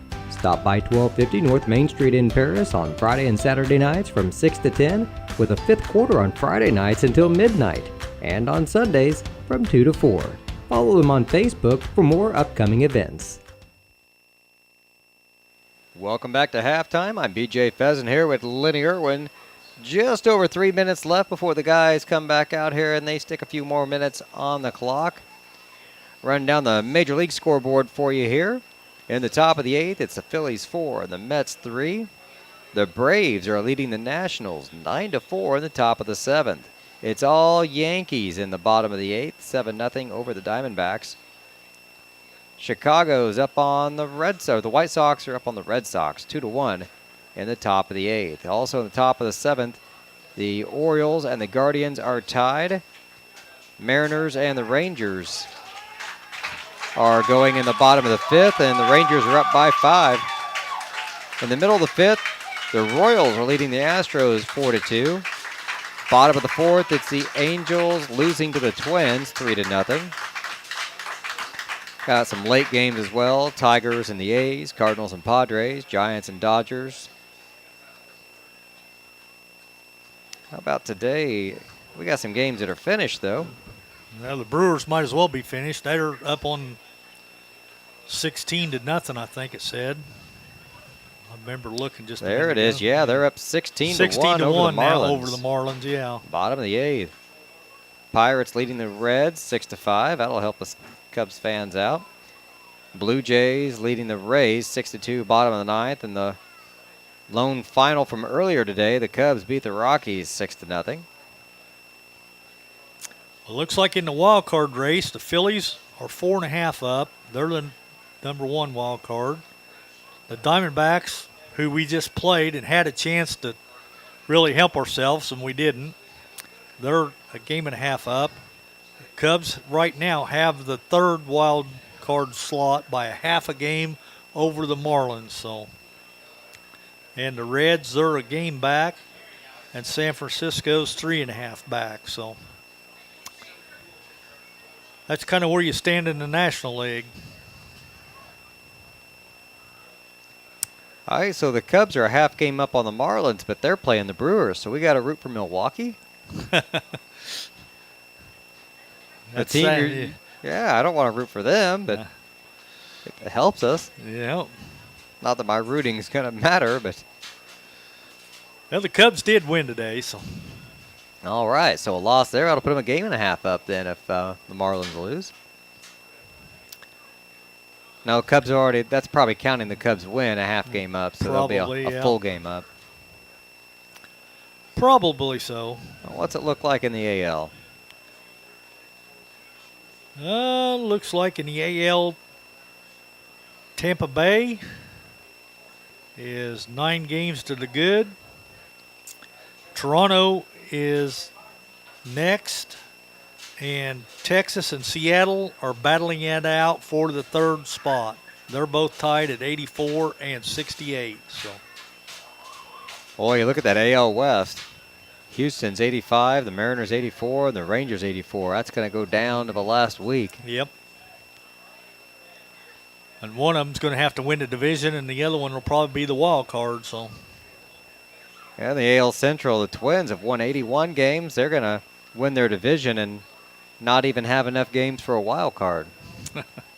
You look at the AL East, you got the Orioles and the Rays, 95 wins and 94 wins. They both officially clinched a wild card spot. So whichever one doesn't win the division is automatically clinched a wild card just because they're so far ahead of everyone. right.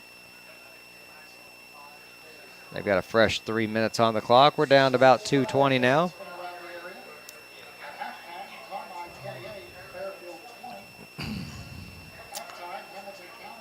Enough of the Cubs talk. We're getting all kinds of texts out there. Are we? It's football season. Yeah.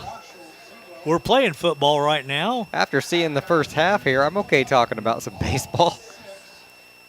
There's going to be a good game in the LIC tomorrow, though. Anybody that's interested. Casey Westfield's leading the conference at 4-0, and Lawrenceville is 4-0, who we played last week. We should have won, I thought.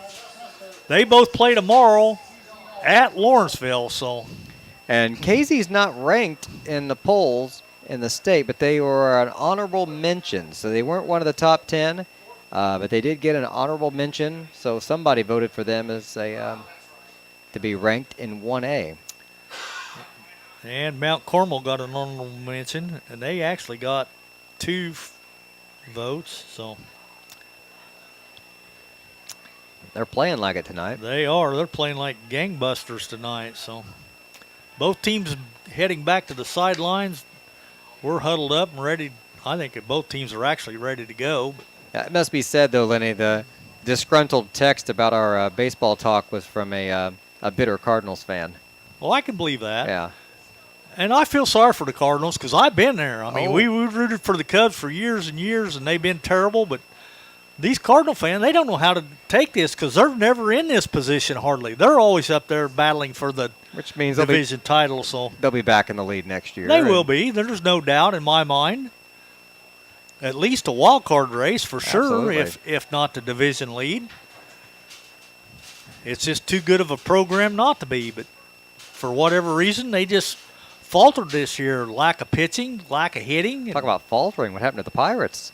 Yeah, They were the Jewels early in the season. they were the first, probably Month or first, so, yeah. first third of the season. They were still up there contending, and It was a mirage.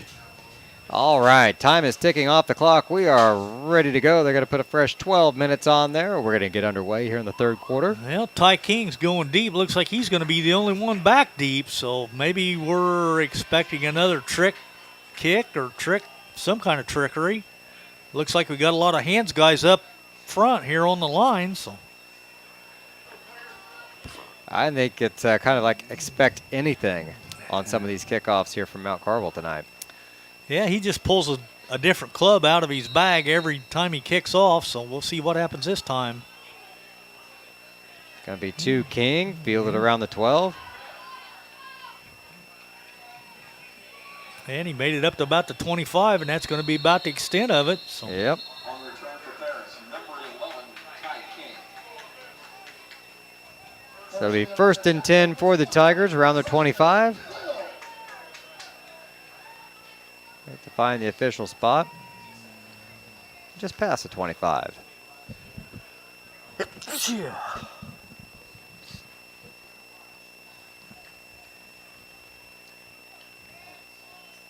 okay, we'll call it the 26 then.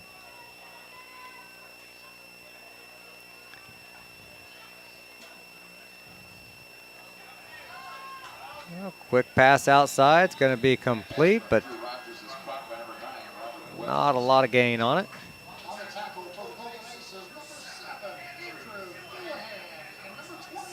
Robert Wells on the reception, picks up about 2.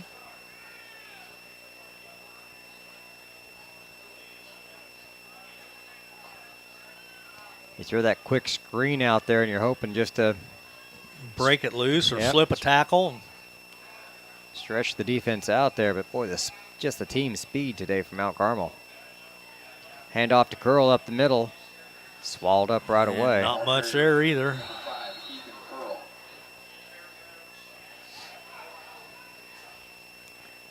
He got a couple more maybe. So Yep. Ball spotted at the 29. it's going to bring up 3rd down and 7.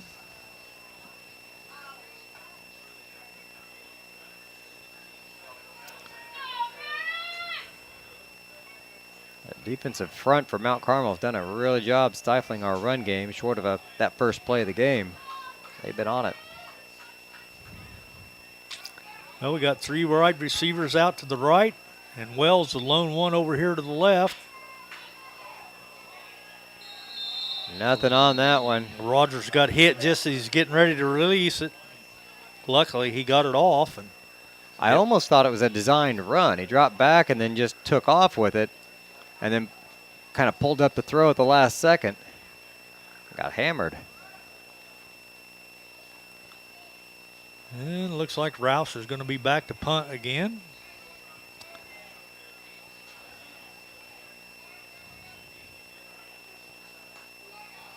Oh, I think partially that blocked. one was partially blocked, but it still got a good Paris kick, good roll.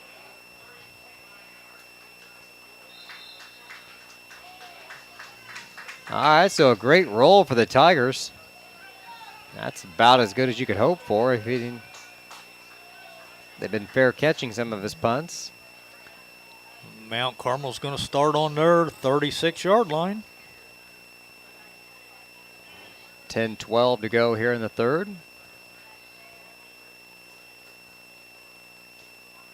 You give up another score. If you don't put anything on the scoreboard, I think you're looking at a running clock in the fourth quarter.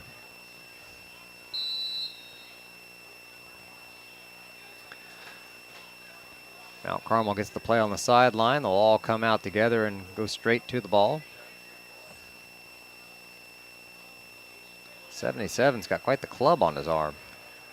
One receiver to the right, one receiver to the left. Sisson pitches it out, That's ball on the dropped, ground. and I think Tigers Paris got it. got it back.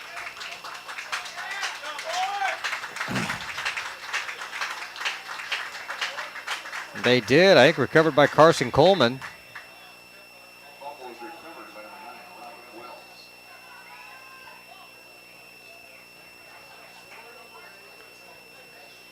They're going to say Wells on the PA. That was Carson Coleman, number 8. Okay. Recovery was number 8. There they got it fixed. Okay.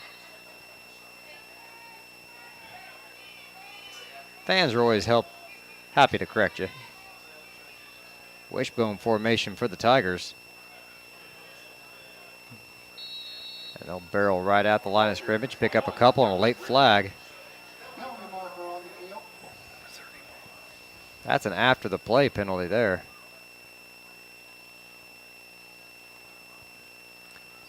Back in the secondary of Mount Carmel.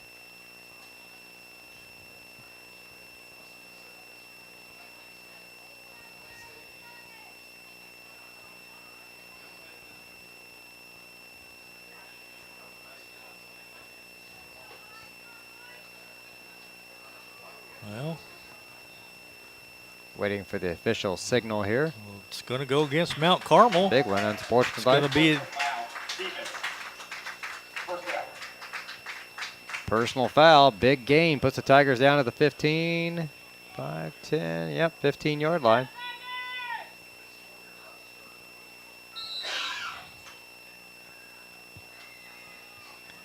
Mount Carmel's got a huge lead tonight, but this is something they're going to have to fix if they're going to get a tougher opponent this season. Out of the wishbone again. Short gain, maybe a yard for the Tigers. I think that was Burns. For Mason Burns. Yep. On the tackle for the Golden Aces, number 22, Asher Kite.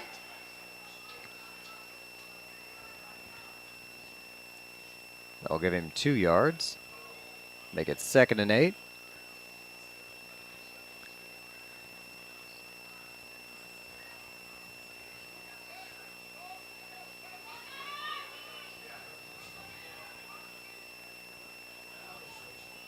Drop back into the shotgun. 3 backs in the backfield still. Hand it to Curl, and Man, they just take his legs out from under him, and he might have got a couple, but he had nowhere to go. Brings up 3rd and 8. No gain on the play. No gain on the play, so Maybe half a yard, but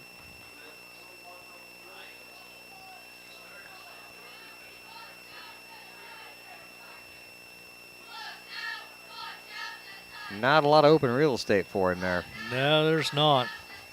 Our ground game just has not got anything going tonight to speak of. Burns and Rigdon both in the backfield this time with Rogers. He'll hand it off.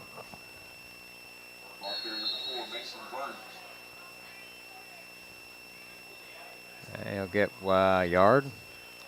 At the most, maybe. Maybe half a yard. Gosh.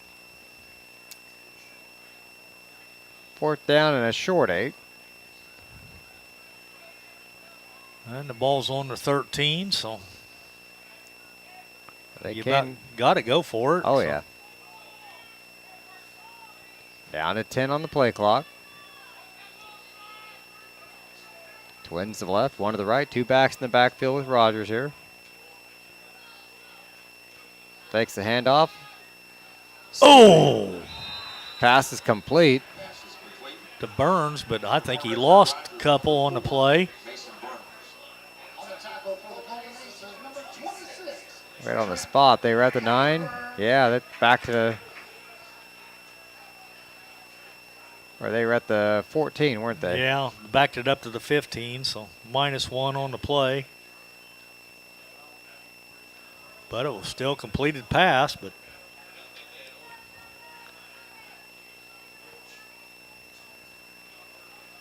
and you're asking your defense to come back out and do it again, so Just under 8 minutes to go in the 3rd.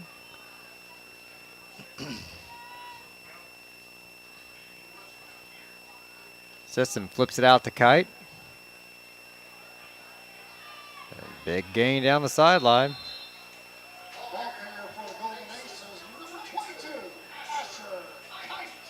All the way out to the 34-yard line.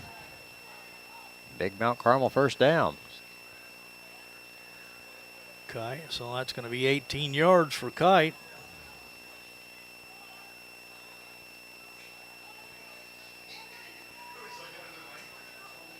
Official trying to get him to wind the clock. There they get started. They stayed in bounds. Slant. Oh, just he dropped. dropped it. He had it.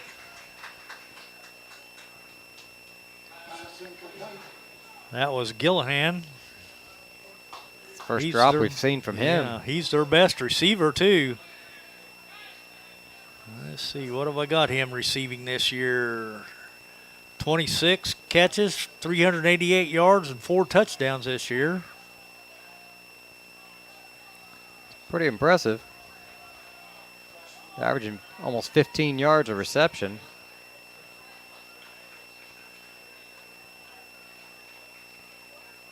Next pass complete. Good tackle out there by Ty King, though.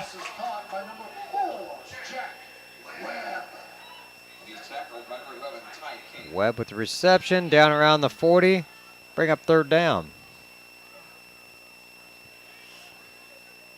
You can force a punt for the first time tonight if you stop him here. Maybe.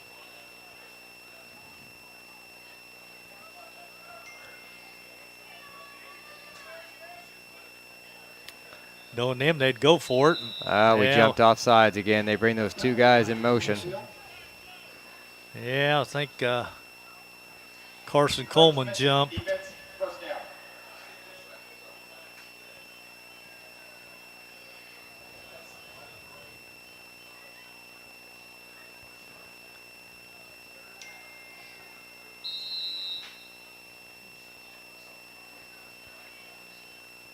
Winding the clock again, under 7 minutes to go Need here to in the move 3rd. the camera a little, Beej, as they say. Yeah. I'm glad they message us. I get busy running everything else. I had it a little too far down after the catch. All we missed was an offside, so big play there. Flush him out of the pocket, have to throw it into the ground.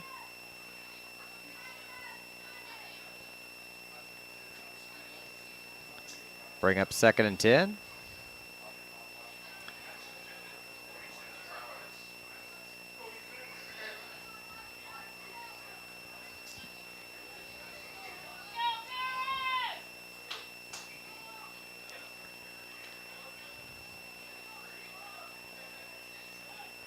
They'll go too wide to the far side of the field this time. Straight back to pass. He's got time. Oh, he's got all day. Got a guy open if he gets there. Oh, and he dropped it. Webb had about 2 steps on Hutchings. The ball even got into his hands, and he dropped it. Can't do it much better than that. No. So that's going to bring up 3rd down and 10. He's going to hear from Sisson later. Put it right on the money. Yeah, it was.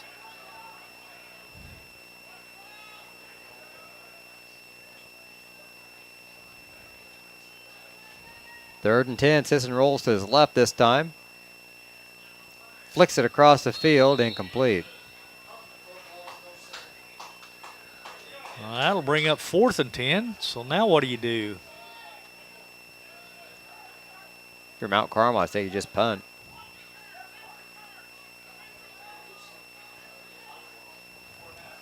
Well, I see what you're talking about, big number 77. He has definitely got some kind of club on that right hand, doesn't he? Yes, right he does. arm.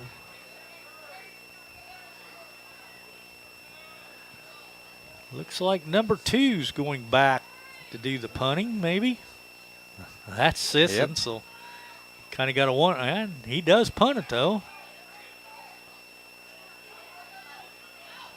Makes the first guy miss. Hutchings flips another tackle. Get upfield, buddy. Down to 25. Number 1, Maddox Hutchins. On a tackle for the Golden Aces, number 26, Trent Hasburg. We got a guy down for Mount Carmel. A little bit of a pause here for that. 6:03 to go in the third. The score still 35. Mount Carmel, Paris 0. Well, we've been down in their territory a couple times tonight, but nothing to show for it yet. So you'd think we got to break through sooner or later. Yeah. The defense has looked a little better here in the second half. Well, we've held them scoreless so far. Picked up a fumble and then the turnover on downs there with the punt.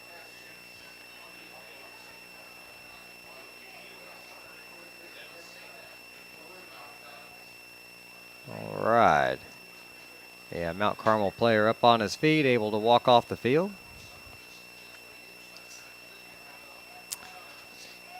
Looks like both teams are lined up now and ready to go.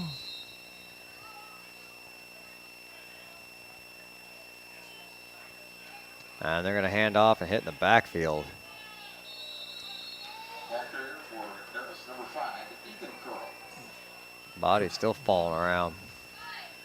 I don't think he made it quite back to the line of scrimmage that time. Looks like he lost about a yard.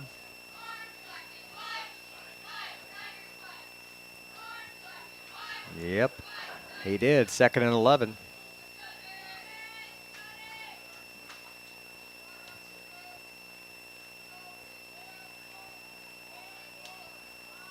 Three receivers to the near side.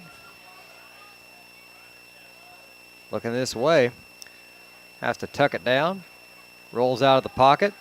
Throws across the field. And it's batted tipped. away. Wells had finally got away from his man and was coming across the center, but no such luck.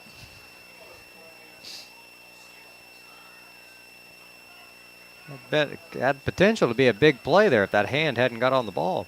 Sure did, because Wells was open cutting across the middle.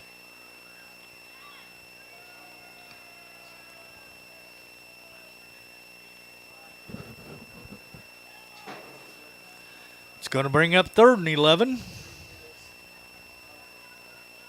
Tigers hustling up to the ball. Play Yeah, clock play down clock's to 3. down to 2. They do get it off. Rogers under pressure. Pass complete. Look at that, running over him. Curl down the sideline.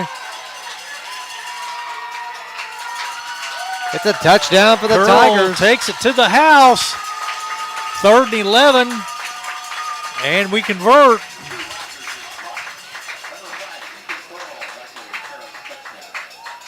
That's 76 yards. 75. 75.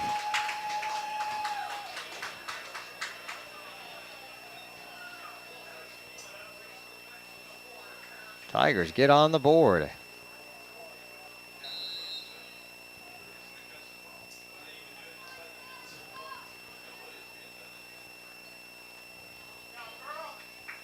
Extra point attempt is down, kick is up, and it's good. Ty King with the extra point. And Paris gets on the board 35-7.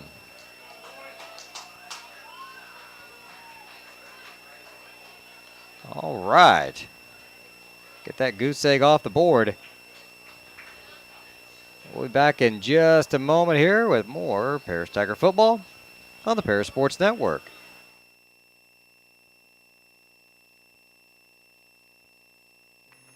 Family owned in Paris for 38 years, Savoya's Pizza is the place for real Italian food.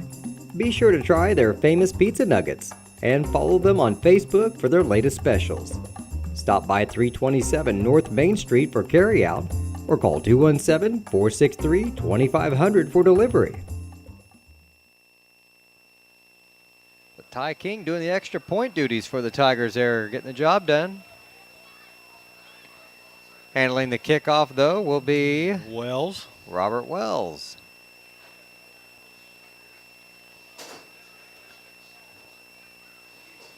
Got it teed up right in the center of the field on the 40. Looks like it's teed up pretty well straight up and down. Now Carmel's ready for an onside kick. They've got guys pretty close to the 50 there. Looks like their hands team's out there.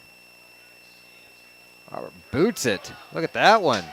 That's going clear to the end zone. That's a touchback. That might be his best kickoff of the season. I think you're right. He definitely got the foot into that one. Yes, he did. I don't think it hit the ground till it got about to 11. It was a line drive kick well over the head of the returner. He was pumped up. And why not? We scored. Yeah, ought to be excited. 5 minutes to go in the third. 1st and 10 now for Mount Carmel at their own 20-yard line. Tigers almost sent too many guys on the field. They get Coleman drugged back off. Sisson fakes the handoff, keeps it himself off the left tackle. And he's going to have the first down. And he's wrestled out of bounds. Ball carrier number 2, Blaine Sisson. Knocked out of bounds, number 1, Maddox Hutchins. Man, he's just got a different gear, though, than He does. everybody else, it seems like. He makes the other guys look slow. And I think we got some speed out there, but he's just at a different level. Yeah, he picked up 23 yards on that scamper, and it looked pretty effortlessly. He is smooth, I'll give him that.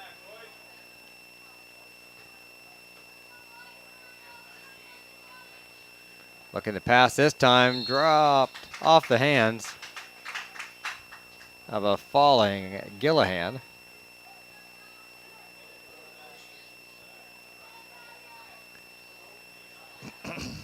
.451 to go here in the third.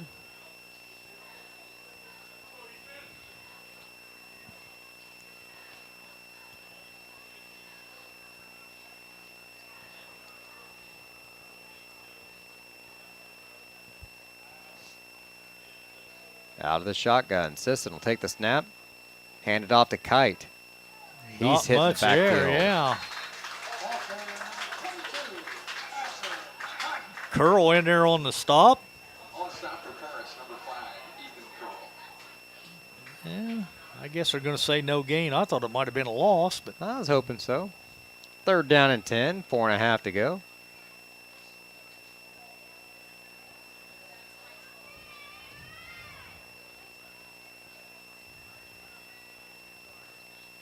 Out of the shotgun again. Sisson's going to keep it.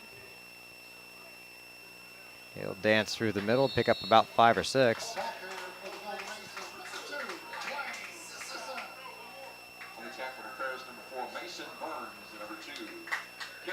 I'll give him 6 yards on that one. yep. It's going to bring up 4th down and 4.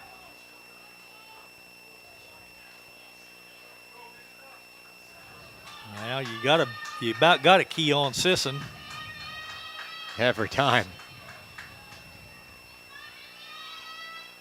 Looking to draw us off sides with that shift. We learned finally. That time they jumped. Oh, they got the play off. No flag. Sisson scrambling. He thought it was going to get whistled dead too. Well, he tackled him for a loss, though, of about 3 or 4.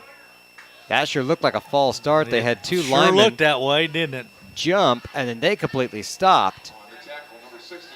No flag, though. So The offensive line stood still. Only And Sisson running like around you, with the though, ball. I think Sisson thought there was a penalty as well because he just, after he received the snap, he just kind of stood there for a minute thinking. So the Tigers get it back. 3:25 to go in the 3rd. Rogers keeps it himself and dives back up the middle, back to the line of scrimmage, maybe a yard.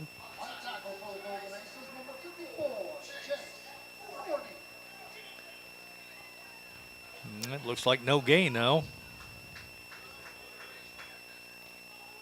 Evan Ramsey is subbing in now for Stephen Moko.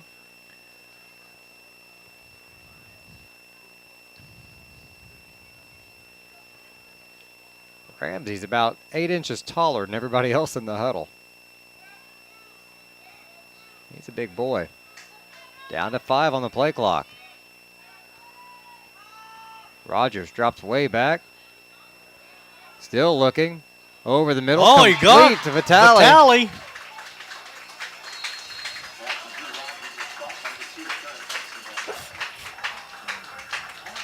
He was back there a long time with the Yeah, ball. he was.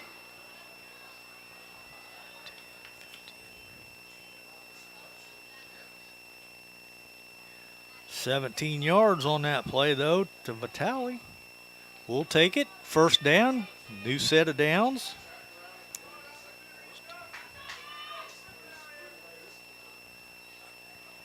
Rogers trying to roll to the right. Cuts it back upfield. Nothing going there.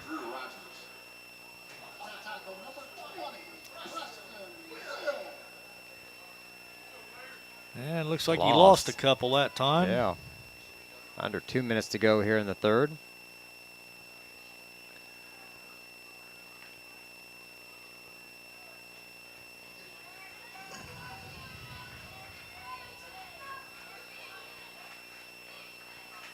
Out of the shotgun, rolling to his right.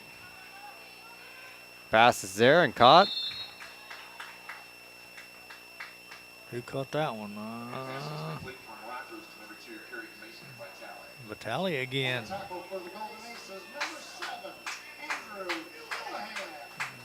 And give him 4. Yeah.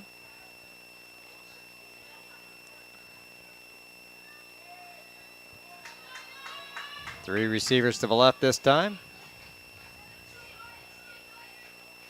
Rogers rolls to his left. Look Got out. pressure, gets rid of it. Nearly picked off. Man, he was going to get hammered if he hadn't have throwed it. He might have still got hammered a little bit.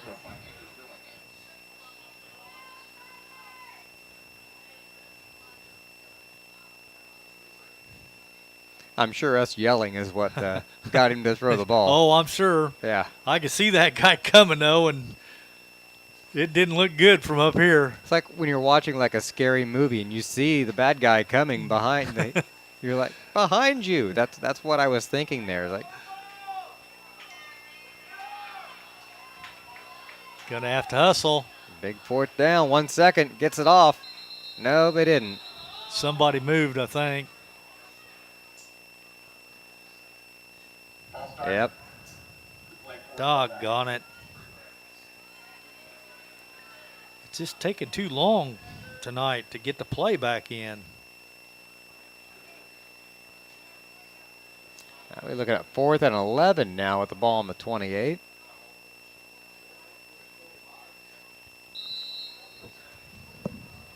The few games I've gotten to do this year, it seems like when we get inside the 30, things kind of stall a little bit. Hopefully we've got an answer for that here. 3 receivers to the left, 1 to the right. Rogers rolling to his left. Whoa, good move there. Gets away from guy, chucks it out, and it's dropped. Dropped. Doggone it. Burns had it and dropped it. I'm not sure he'd have gone real far if he'd caught it. He had guys closing in on him. We're down to 30 seconds here now in the 3rd quarter.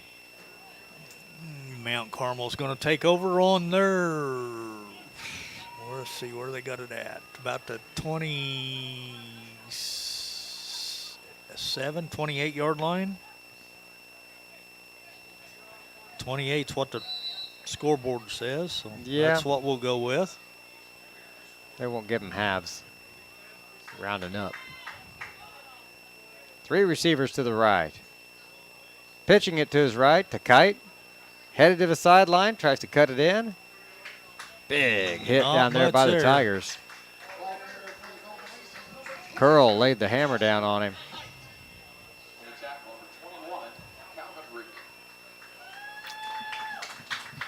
It looks like Kite picked up, though, 5 yards. That's going to be the last play of the 3rd quarter.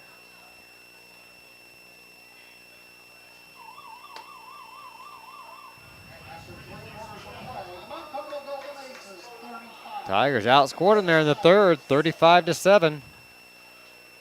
1 more quarter to play. We'll be back in just a moment here on the Paris Sports Network.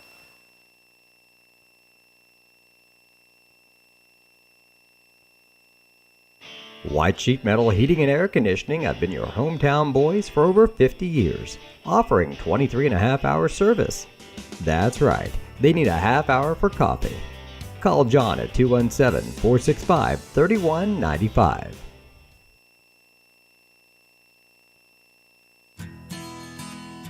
Country Financial representatives Mark Gladding, Jim Blue, Katie Schopfmeyer, and Dan Phipps proudly support our student athletes. Give them a call at 465-8320 or stop by their office at 802 North Main Street in Paris.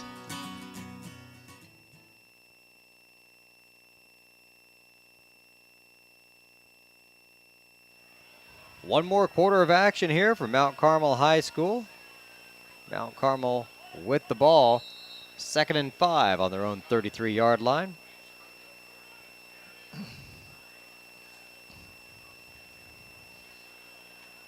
And another big gain, still going. Yeah, Sisson just keeps it and just jukes and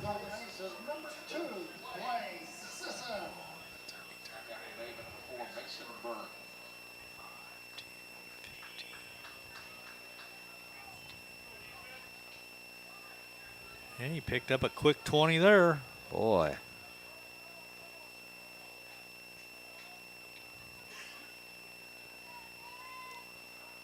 Gets that one out of his hands real quick. Big tackle in the open field. Pass is caught by number 7, Andrew. I'm sorry, number 3, Shane Nutter. Tackle by number 2, Eric Mason by Talley.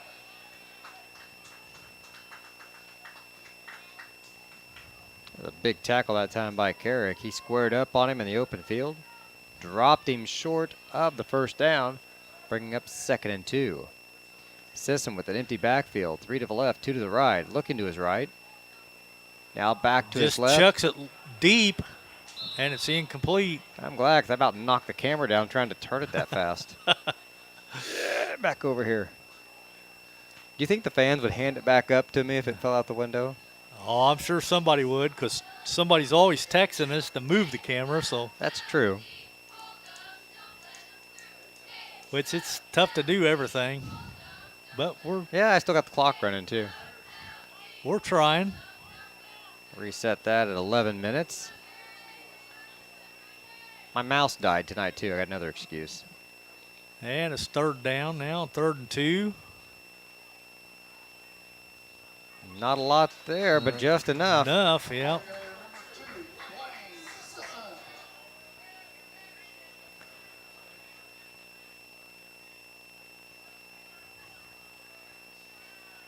Ford. Yep, he got it. 1st down. Well, he's knocking on the door at 200 yards on the ground. 3 to the right, 1 to the left. Sisson drops straight back.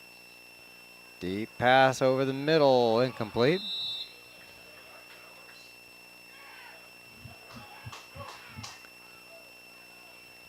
What would his passing numbers look like tonight without the 2 or 3 drops? Boy, I don't know. They'd be pushing 300 yards probably, because he's at 165 right now. And a couple of those were really long, so.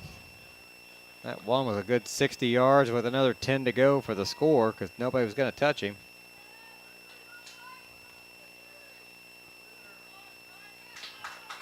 Well, that was a pass for negative yards. Got the Gillihan, but Robert Wells was there to make a solid tackle. Brings up a long 3rd down now, 3rd and 12 with the ball to 38.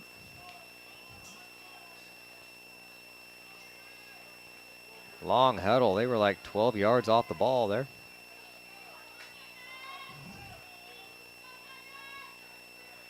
Sisson with the empty backfield again. Again looking deep down the field. Looking for the end zone.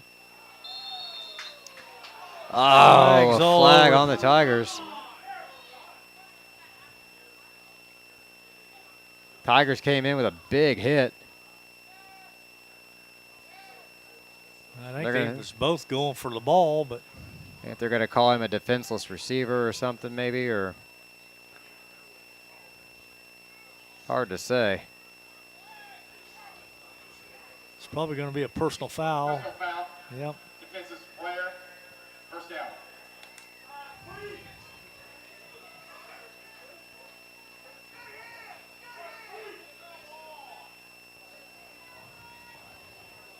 That'll move the ball up and give him a 1st down.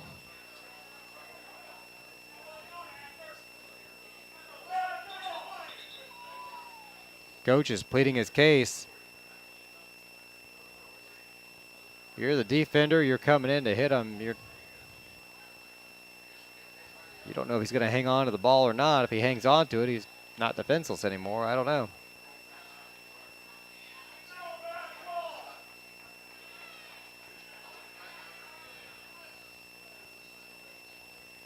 Coach still pleading his case down there.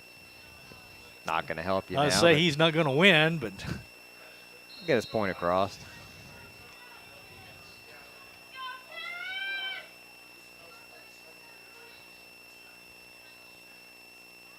Sisson fakes it, hands it to Kite. He dices through the defense for another touchdown. yep, he's in. Number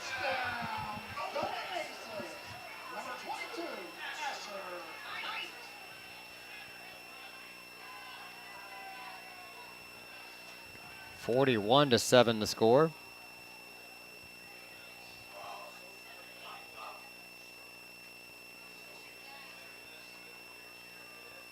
Pending the extra point attempt here.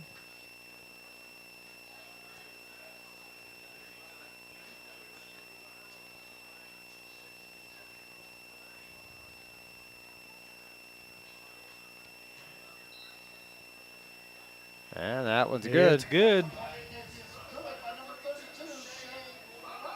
42-7. Wait to see what the flag is there. I guess I could have moved the camera a little more on that kick, but they got to see the kick, I guess. Personal foul, defense, 15 yards on the kickoff. Personal foul on the Tigers, 15 yards. A lot of tempers out there tonight.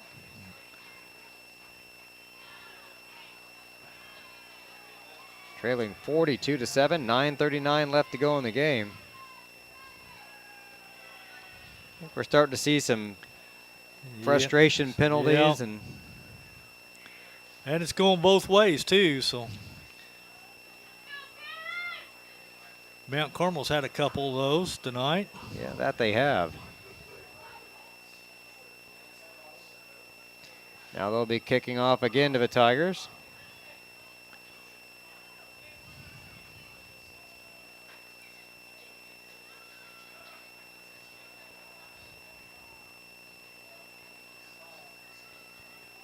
Stands have cleared out a little bit from Mount Carmel.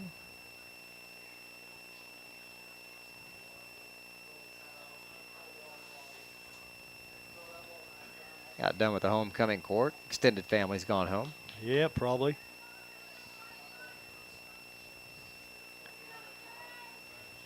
So what's he going to pull off here? Going to bring the sand wedge out of the bag this time? Probably should. Just kick it high as you can and as short as you can. Nope. We'll just kick it out of the end zone. Not sure I quite understood that one, but Well, that 15-yard penalty really scooted the ball up.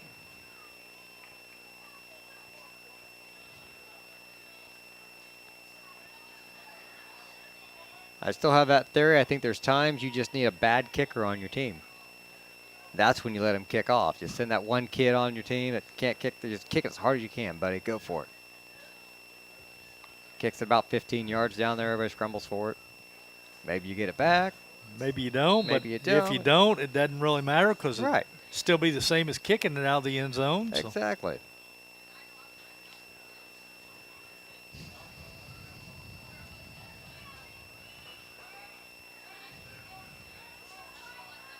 Send somebody like me out there, I'd probably stub my toe and just knock it off the tee.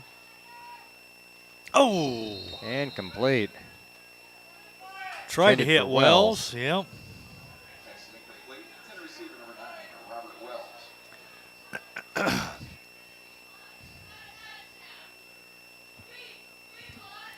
That'll bring up 2nd and 10 now from the 20.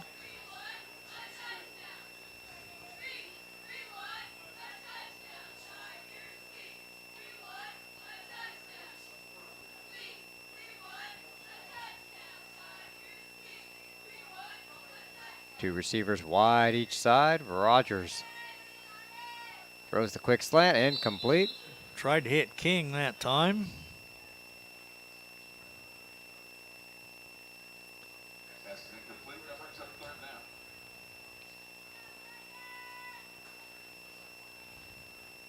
down. 3rd and 10.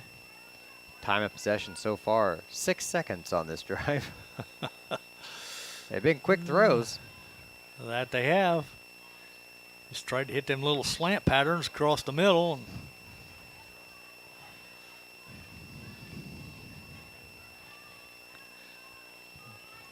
but you don't have all day to stand back there and look either. I mean, you got to make your decision and go with it.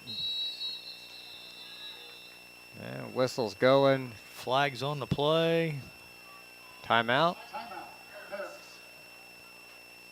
All right, the Tigers called timeout. We'll take a quick one as well. 9:32 to go in the ball game. Paris trailing 42-7. We'll be back in just a moment here on the Paris Sports Network.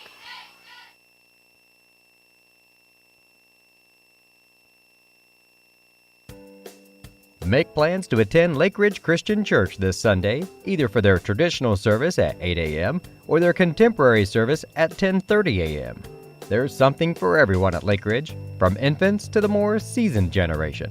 Visit their website at lakeridgechurch.org or find them on Facebook to watch their service each Sunday morning at 10:30. Under 10 minutes to play in the ball game. 42-7. Not quite enough for a running clock. I think it takes a 40-point deficit to do that. Although I can't imagine coming back from 39 points in the fourth quarter. I don't see it, but you never know. Stranger things have happened, I'm sure.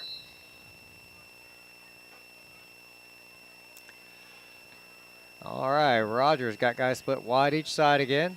3rd and 10. He throws this one long for King, and he's just, oh, man. So close and yet so far. There is a flag somewhere back in the Tiger backfield. Did Rogers get hit after he threw the ball, maybe? We can hope, otherwise it'd be a holding area.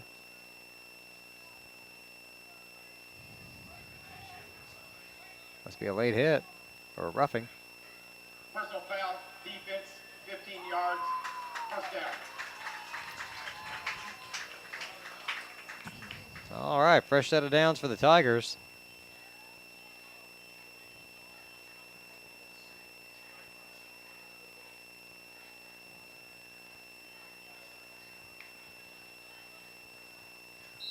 First and 10 at their own 35.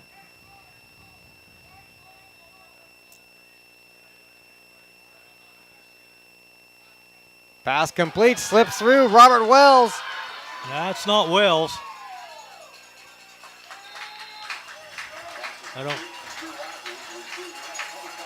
I had the wrong number.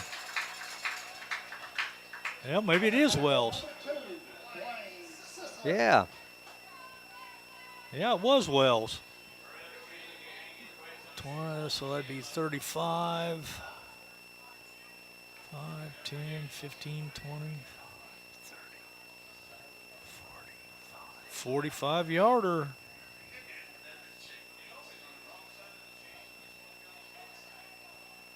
Tigers hustling up to the ball. 7 seconds on the play clock. Down to 5, 4.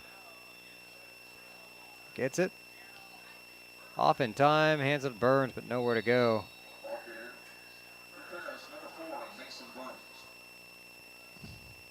Wells took that quick slant, just able to slip through a tackle. Well, he needed that extra gear. Yeah, he did.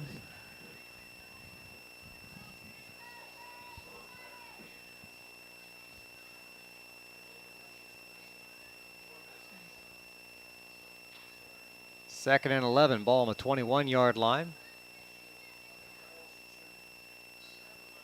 Pressure through, Rogers scrambling to the sideline and just chucks it down into the ground. Stops the clock, just over 8 minutes to go here in the fourth.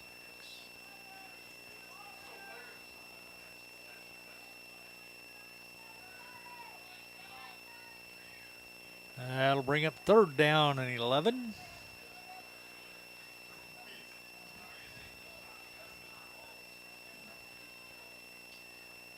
Down to 12. Let's go, guys. They're not going to get it off. 3, 2. Well, Just they did. does get it off. Over the Flag middle. on the play. I'm thinking we're going to be holding this time against us. Looks like that area.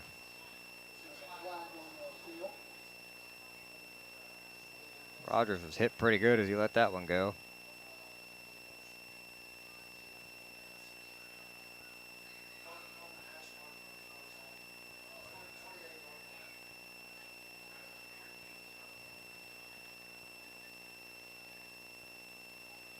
Officials still waiting to make an announcement. They are going to mark it off against the Tigers.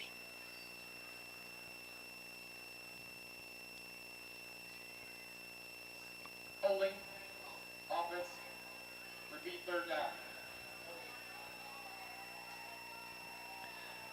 I'm surprised they accepted that. I figured they might have declined it. Yep. Push him back to the 30-yard line.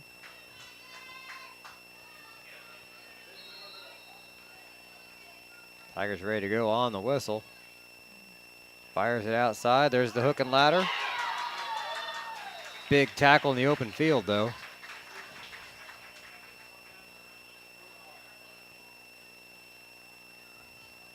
Pass was complete. Receiver number 11, Ty King, handed the ball to number 4, Mason Burns. On the tackle, number 7. Picks up about 10 yards, though. Yeah. So about 8 of it was a pass to King, and then a 2-yard scamper after that by Burns.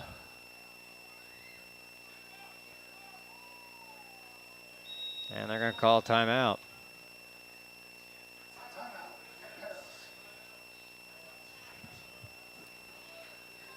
Timeout by the Tigers. 7:21 to go in the game, trailing 42-7. They'll have the ball 4th and 10 at the Mount Carmel 20-yard line. We'll take a quick break and be back in just a moment here on the Paris Sports Network.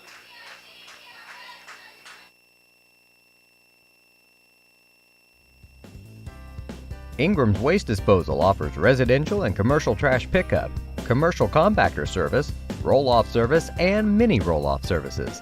Call Scott, Kathy, Mary Jo, or Bethany at 465-3335. Ingram Waste Disposal, proudly serving Edgar and Clark County since 1950. Tigers drive, trying to stall on them here at the 20-yard line, looking for a big 4th down. It's 4th and 10. Ball's on the 20. The scoreboard is ugly. You're trying to make it look respectable at this point. And lays it up in the end zone, batted down, incomplete. And possession will turn over on downs.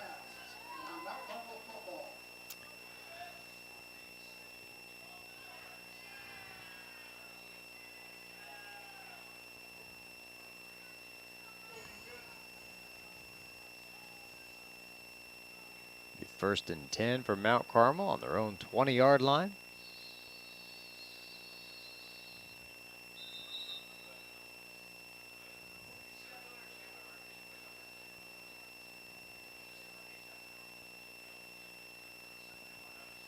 Let's see what Mount Carmel comes out with again.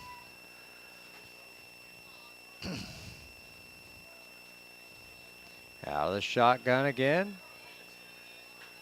You just don't see guys under center as much anymore. Not too much in high school football, you don't. Run the option with the jet sweep there. Oh, Burns is there to bring him down. Oh. Sissons. Burns and Coleman were both on the tackle. 1-yard gain. That's probably hit one of his shortest runs of the night. I'd say, yeah. That put him at even 200 yards rushing, though.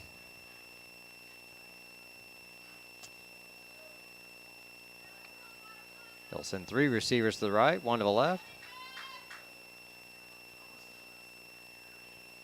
Almost dropped the snap, hands it off to Kite. He's knocked around after a short gain.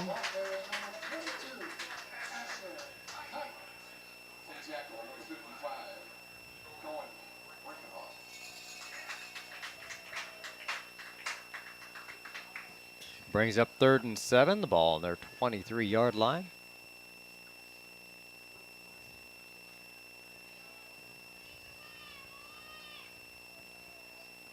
Big lead for Mount Carmel here. They have not taken their foot off the gas. No, they have not.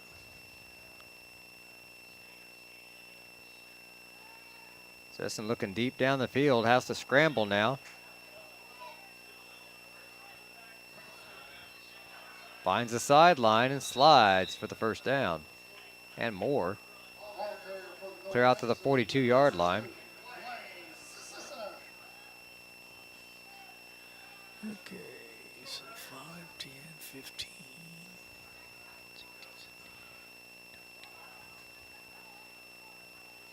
My goodness, he's fast, though.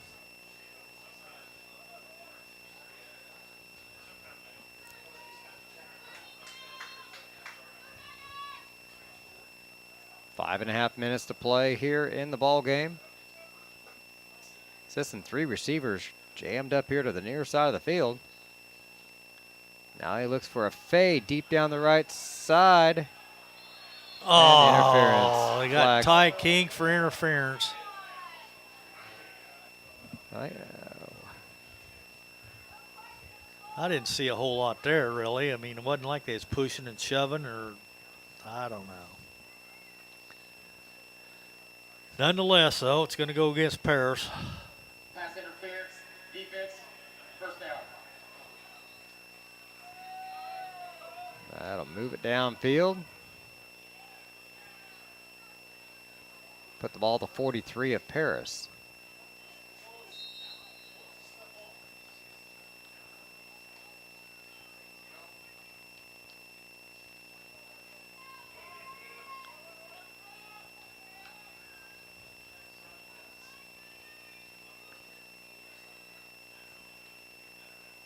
Pitch to the outside on the sweep.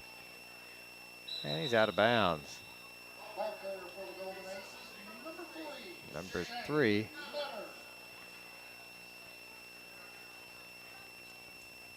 Metter, the ball carrier. There is a penalty marker on the field. Oh, there's another flag out there. Missed that one.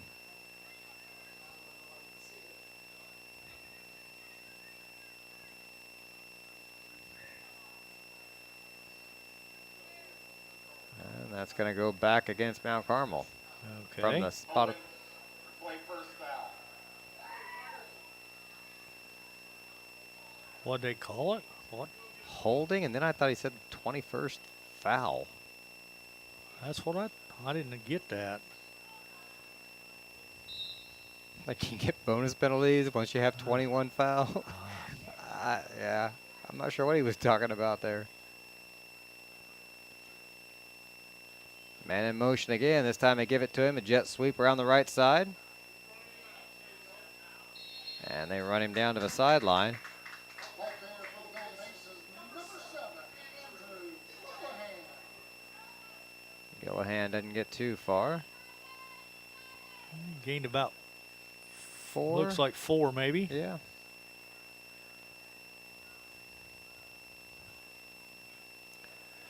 Bring up 2nd and 11.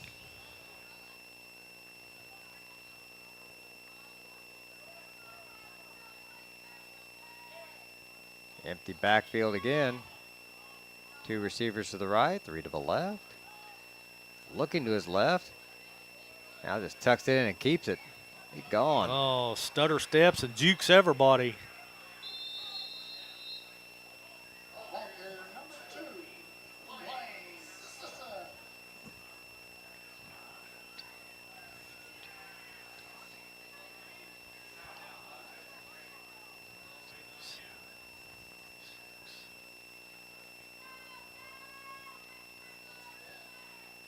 Approaching the 4-minute mark. It's almost 9:30 already. This has been a long second half. Yes, it has. Incomplete. Incompletions don't help.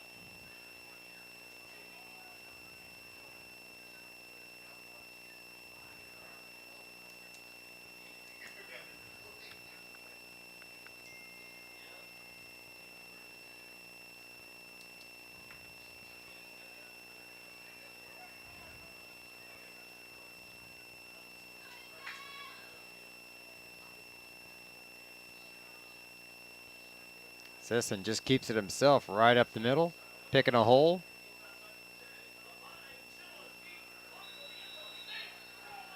And he's in for the score. Yep. Golden Aces, number 2, Lane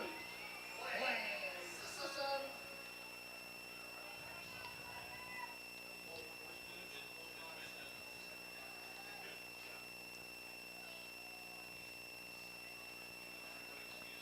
Finally get a running clock here for the last 3 minutes and 45 seconds. 48-7 the score. Looking for the extra point attempt.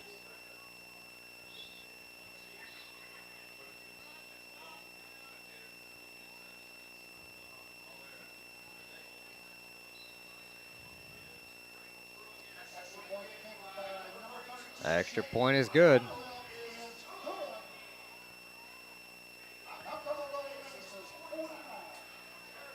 Okay, the place kicker, we talked about those extra points that he needed for that school record. He's got to be pushing it. 1 away now. He got 7 tonight. He had 13 coming in, so he's 20. The record's 21. Hope he doesn't tie it tonight. Good luck next week. No more scoring tonight. Unless it's us. Yes, we're allowed. We could use one more.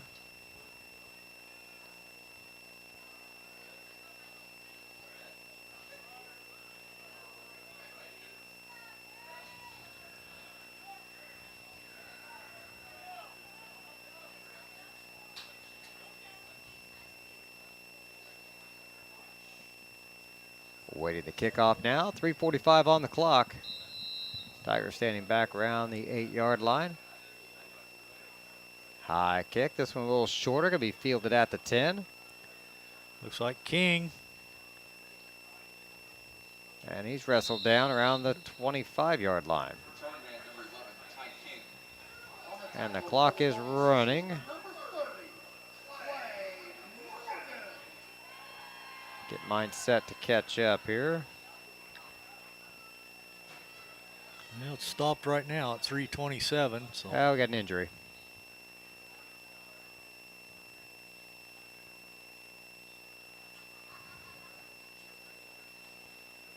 The clock will only stop for a touchdown or an official timeout for an injury.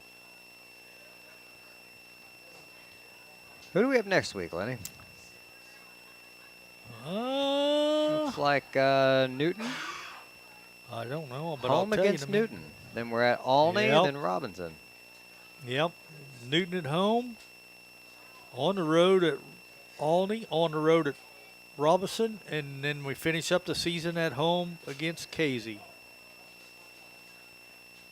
Coach Claude, 42-28 is his all-time record here. Without looking, Lenny, any idea how long Coach has been here? 7 years. Wow, real close, 8. Now, I don't know if that means he's in his 8th year or he's coached for 8 years, but yeah, right around there. 42-28 in his 8 seasons with the Tigers. On the other side of the ball, Mount Carmel's coach, Mike Brewer, is 46-16. He's in his 6th year. Mount Carmel will be on the road next week as they go to Olney.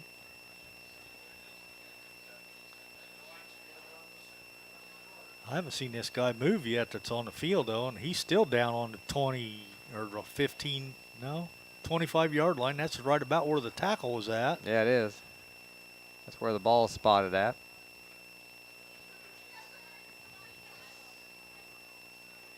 I mean, usually you see a leg move or something, but I haven't seen anything move.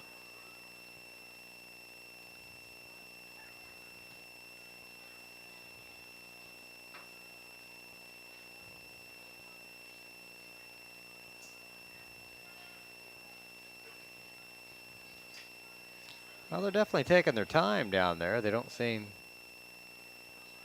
none too frantic at the moment.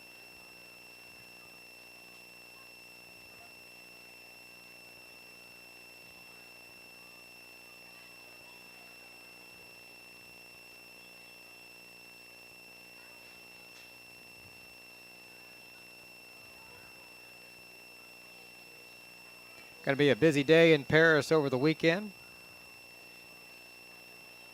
Get you caught up on some of the activities.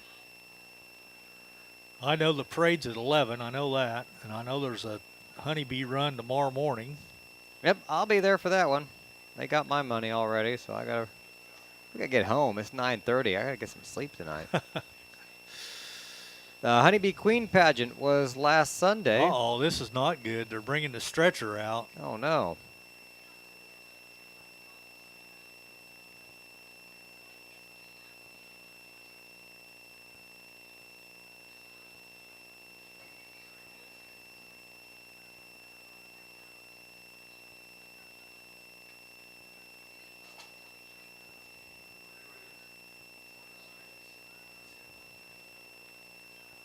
Well, they definitely don't mess around with anything nowadays. No, they don't. That's for sure. And you just pray when you see things like this that they do everything precautionary nowadays. Yep, for sure. None of this shake it off, go see the trainer. Yeah.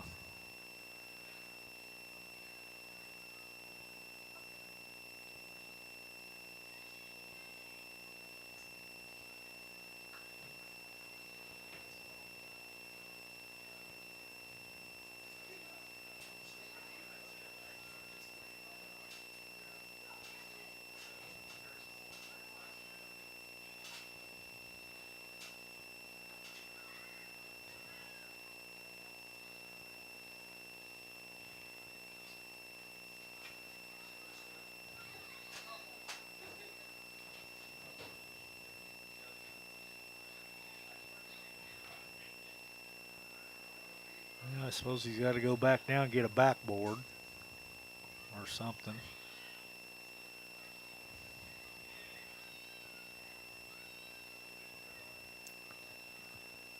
I'll go ahead and catch you up on some of the stuff going on this weekend here while we're waiting. They did have the Queen pageant last Sunday, so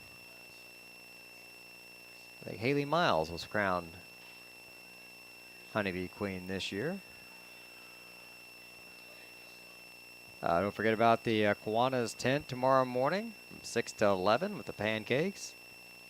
All the food vendors and the craft vendors from 9 a.m. to 9 p.m. on the square.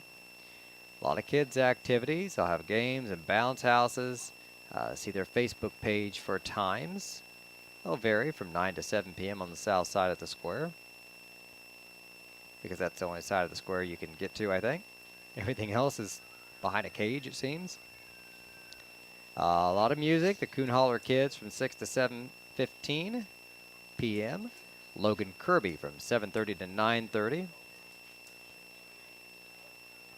That's all going on tonight. I'm on Friday. Saturday is a pancake again. The Honeybee Run at 7:30. Car show from 7:30 to noon at Prospect Bank. Vendors will be there again from 8 a.m. to 9 p.m. on the Courthouse Square. The parade, like you mentioned, tomorrow morning at 11 a.m.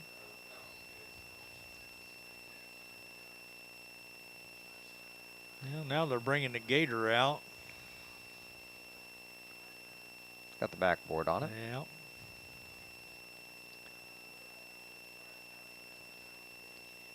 And if you're not busy tomorrow night at dusk, around 7 o'clock or so, at the Twin Lakes Park, Horizon Health will be bringing you the movie Super Mario Brothers on a giant inflatable screen. Yours truly will be coordinating that event tomorrow night for you. I know there's going to be some bands up under the new, whatever I don't know that they've got a name for that yet, but the amphitheater thing that they built up there. The first time I've seen it used. I don't know if it's been used yet. It hasn't, to my knowledge. Sure looks pretty. I know they had a lift up there today putting some speakers and stuff on it yet that maybe.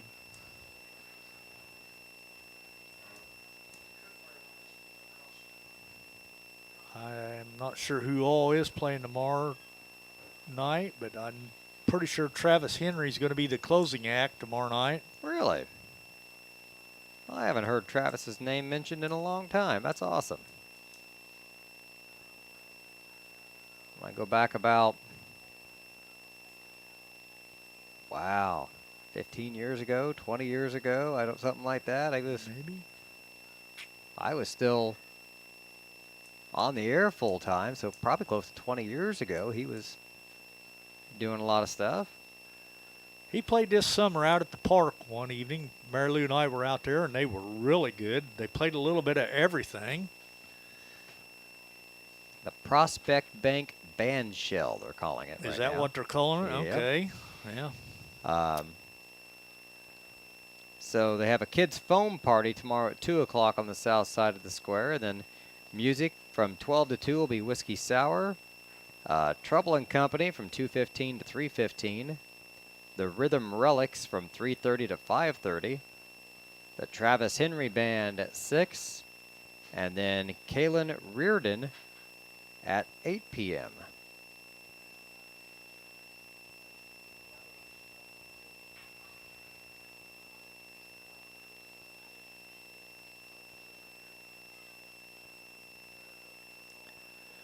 Well, they're definitely taking all the safety precautions for sure. I still haven't seen the kid move yet, and we don't have a number, so we're not going to speculate. With the safety precautions nowadays, they're not going to let him move.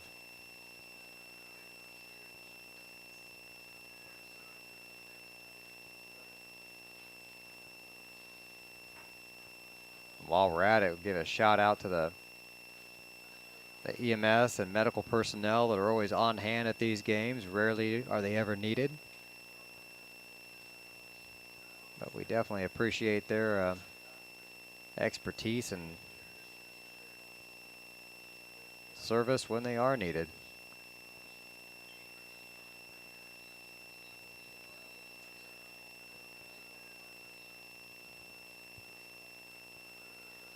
I will say they helped my own son at a football game. He wasn't playing. Well, he was playing. That was a problem. He was playing. Okay. They've helped both. Okay. Both my kids have been helped by the EMS at a football game. DJ decided to run into the bottom of the bleachers at Allen Field, cut his head open. Maddie, out of giving somebody a piggyback ride, slipped and sprained her ankle. They were there to help her out. She said she slipped on the mildew. Slipped on the mildew. Okay. The grass was wet. Yeah, I like that. In true Maddie fashion there. Missed about 3/4 of her 8th grade basketball season because of it. High ankle sprain.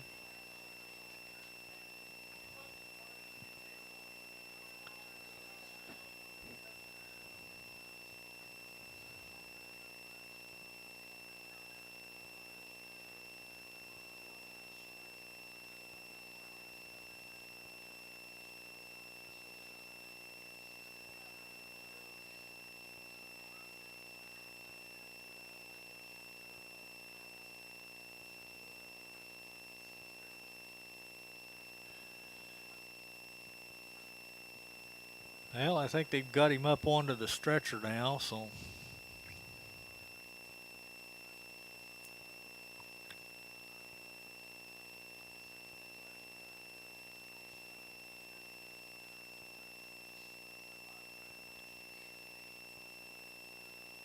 The stretchers are pretty neat now. They're powered and raised Yeah, up. they They don't are. have to lift them up.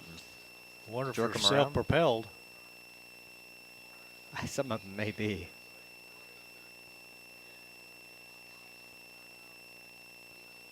I don't think this one is. No.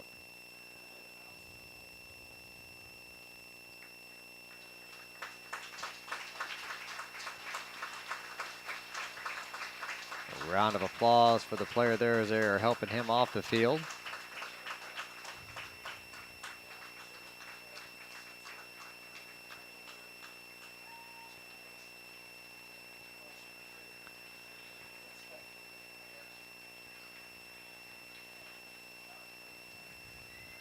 We're sitting at 1st and 10 with the ball on the 25-yard line. 3:27 on the clock, which will run continuously upon the official's signal. Once it starts, yep.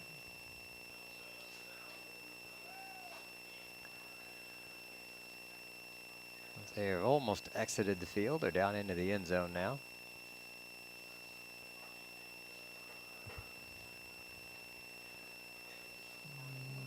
Now they are out of the end zone, so. And there's the whistle. Wind the clock, and we are ready to go. Rogers takes a snap and hands off. Dropped in the backfield. Immediately, and that was number. Skylar Sweet, a freshman.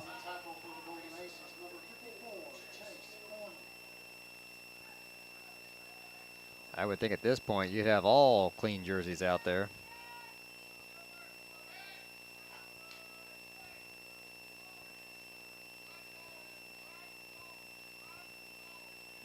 Is Rogers still out there, or is that 18? It looks like 18. Oh, pass incomplete. Got batted around a couple times. It's still Rogers, though, I think, but it's Braden Rogers. Yep.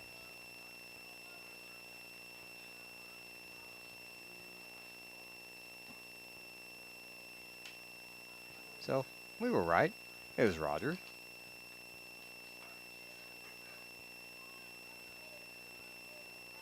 .23 to go.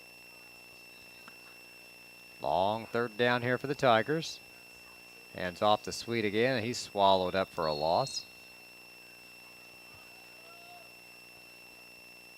And on the tackle for the Aces, number 64, Alex Harris, and number 30, Clay Orton. Bring up 4th and 15.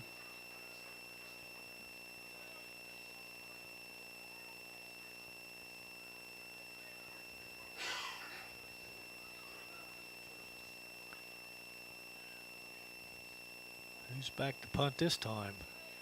I don't think that didn't look like Roush. Maybe it is, though. Yep, that was Yeah, Roush. Okay. It was out of bounds around the 45-yard line. Yep, right on the 45.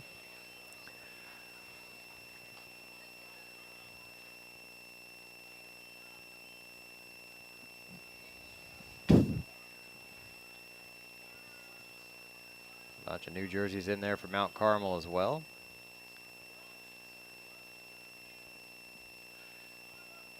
Yeah, looks like Curl's done for the night.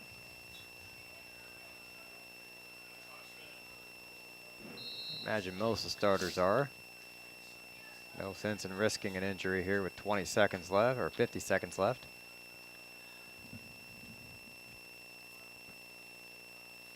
Well, this guy at the 45, I'm not sure he knows if he's on offense or defense.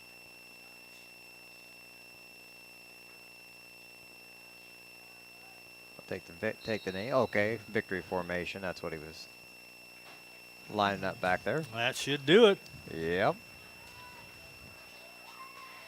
49-7, your final score.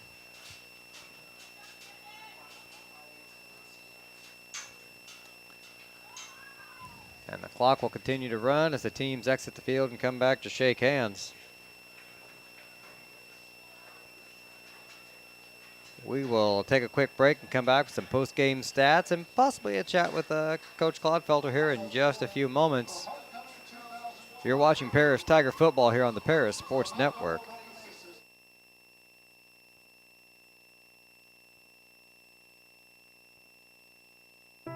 If you're looking for agricultural, business, or personal loans, Longview Bank and Trust has you covered. They can even help you with investment options and online banking. At locations in Paris, Crispin, Georgetown, and Marshall, they're always ready with the services you need. Look them up online at longviewbt.com.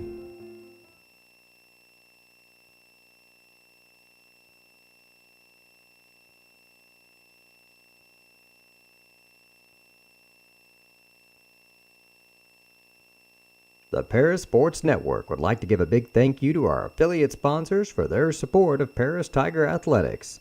The Mary Lupine family, Paul and Kathy Porter, Mark and Holly at Winans Farms, Tom and Marnita Stuck, Jim and Kay Taylor, and Steve and Lynn Young.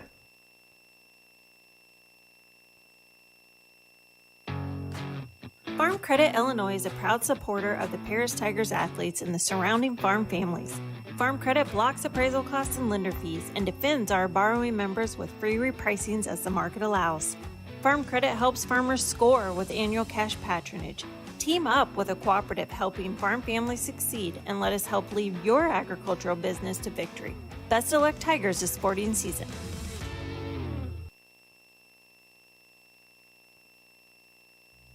Cornerstone Building Brands is the largest manufacturer of exterior building products in North America, servicing commercial, residential, and repair and remodel markets.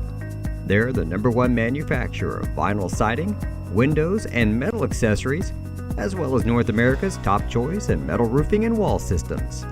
With an expansive product offering and more than 100 locations, they're committed to providing high-quality exterior building solutions that their customers and communities can count on. That's Cornerstone Building Brands in Paris.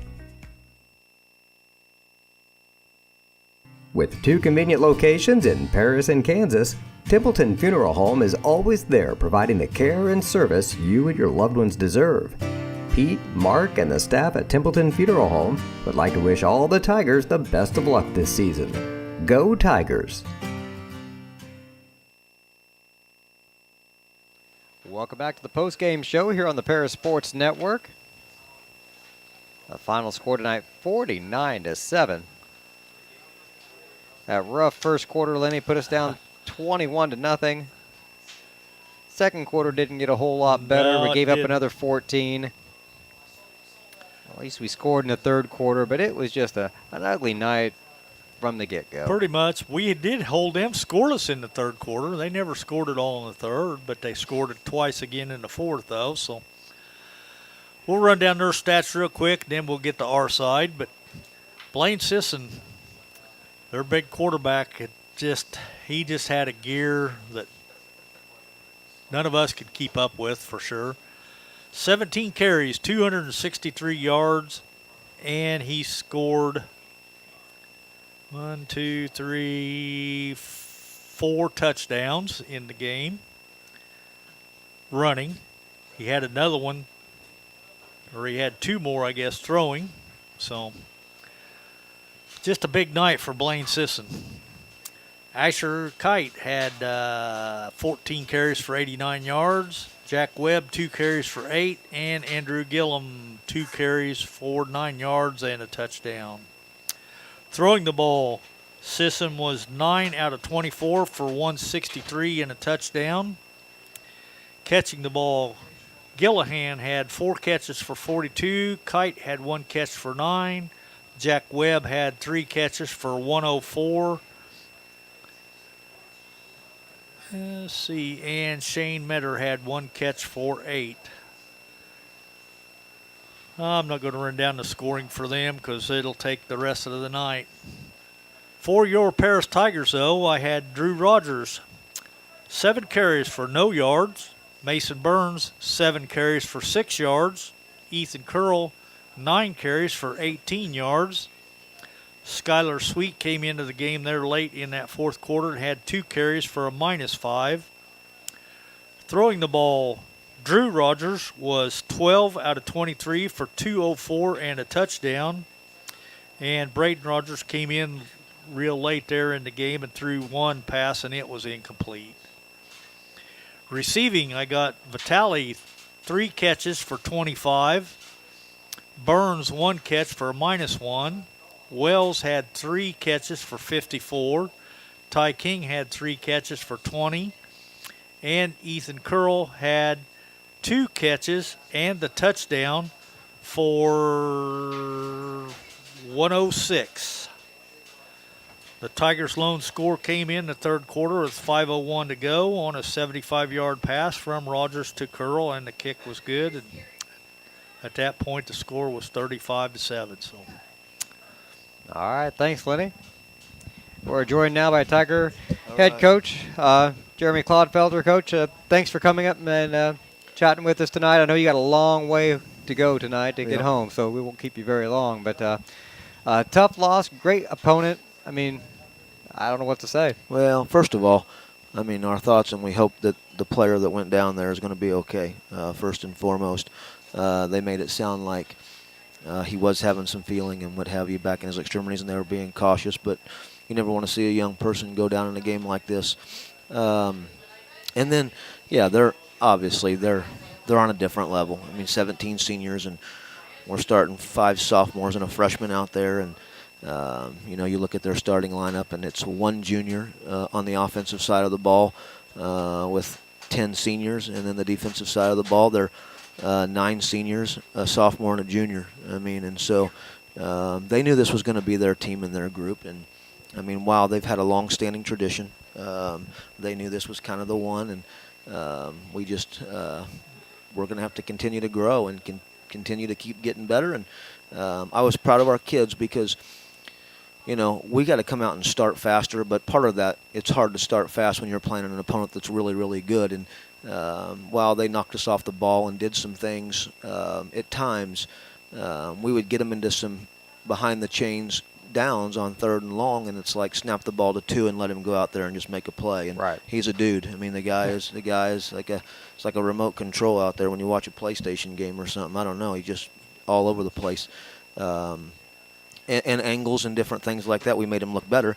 Where we have to be better at that. But again, I think that's youth and inexperience and trying to learn to grow against, you know, our opponents and teams that are a little bit older than us. And I mean, it is what it is. Now, our focus down there was we're going to bury this thing, and we knew coming down here this was going to be a challenge, and get ready for the stretch. You know, we got four football games left, sitting at 2 and 3, and looking at, you know, 3 out of 4 gives you an outside shot with a wild card and points and what have you, and 4 out of 4 gives you an automatic bid. And we're going to go back to work and just continue to get this team better, and try and get ready for Newton next week. But I will say this, you know, at 35-0 at the half, it shouldn't be easy, but sometimes that's the mindset that you kind of hang your head and go away, and a team like Mount Carmel brings their starters back out on the field, and they beat you 55-0. And, you know, that was a 14-7 game in the second half, and we didn't lay down. We didn't quit playing. We made some plays offensively. Defensively, we got some stops and got off the field. And so we didn't quit. And so I'm proud of our kids from that standpoint, that we just didn't roll over and go away. We continued to try and improve for the next few weeks, for the next game, and stay the moment. We had a chance to jump off sides when they moved. They changed the formation. They run the 2 guys over the other side. We jumped off sides earlier in the game, and there at the end, we didn't. Right. You know, those little things, okay, they learned from their mistake. Right. And you got to build off those. Yeah, and this team just has to continue to grow. I mean, those things just like that. We have to continue to grow, get lined up, fit your run gaps correctly, and then ultimately get people on the ground offensively. You know, we got to hang in there. We're struggling, I know, on the offensive side of the ball, and we got to get movement up front so we can run it. We're not going to be able to sit back and just sling it all around. That's just not us right now, unfortunately. I mean, when you're struggling to run the football at times, you wish you could just line up and do that. But we've got to protect, and we've got to, you know, limit the pressure, and then you know, we have opportunities to get the ball on people. We got to put it on them. We got to throw it and connect and hit and catch, and you know, we just got to continue to get better, and that's going to be the message. And this is going to be a really good football team in 3A in the playoffs, and they're going to have an opportunity because of their experience and the upperclassmen that they have. And like I said, they've been waiting and knew this team was going to be a good one. And we all get our turn. You know, you go back to 18, 19, 20. We kind of had those older guys and went on our runs, and now we're the group that's a little bit younger. But I think we're a little bit younger, and if we'll just continue to work and compete and get better and improve, we're going to give ourselves a chance. We'll give ourselves a shot, and I think with a young team like that, that's got to be the message. One, for the 6 seniors that are in the program, give them an opportunity to try and get an extra game at some point in time, and then for these young guys, get them that experience of hopefully a 10th game or what have you, and that's just got to continue to be the message, and we'll keep trying to pull them through it. All right. Well, maybe we can start that next week at Newton. Yeah, let's go. Or at home. Yeah, that's right. All right, guys, appreciate it. Go Tigers. Thank you, Coach. As Tiger head coach Claude Felter checking with us after the game, as always, and we appreciate his time. Again, the final score tonight, 49-7. Lenny, any final thoughts before we sign off here? Now, just like you said, we got a whole week to prepare for Newton, and then we got Alney and Robinson after that, and finish up with Casey. So I could see 3 wins for sure. Yeah. Possibly 4, but I'd say 3 at least. So well, we'll be rooting them on the whole way. Remember, you can catch all the games here on the Paris Sports Network. You can check our Facebook page for times and dates of broadcasts that we carry. I'm BJ Pheasant for Lenny Irwin. Thanks to all of our sponsors for making this broadcast possible tonight. You've been watching Paris Tiger football here on the Paris Sports Network. Good night, everyone.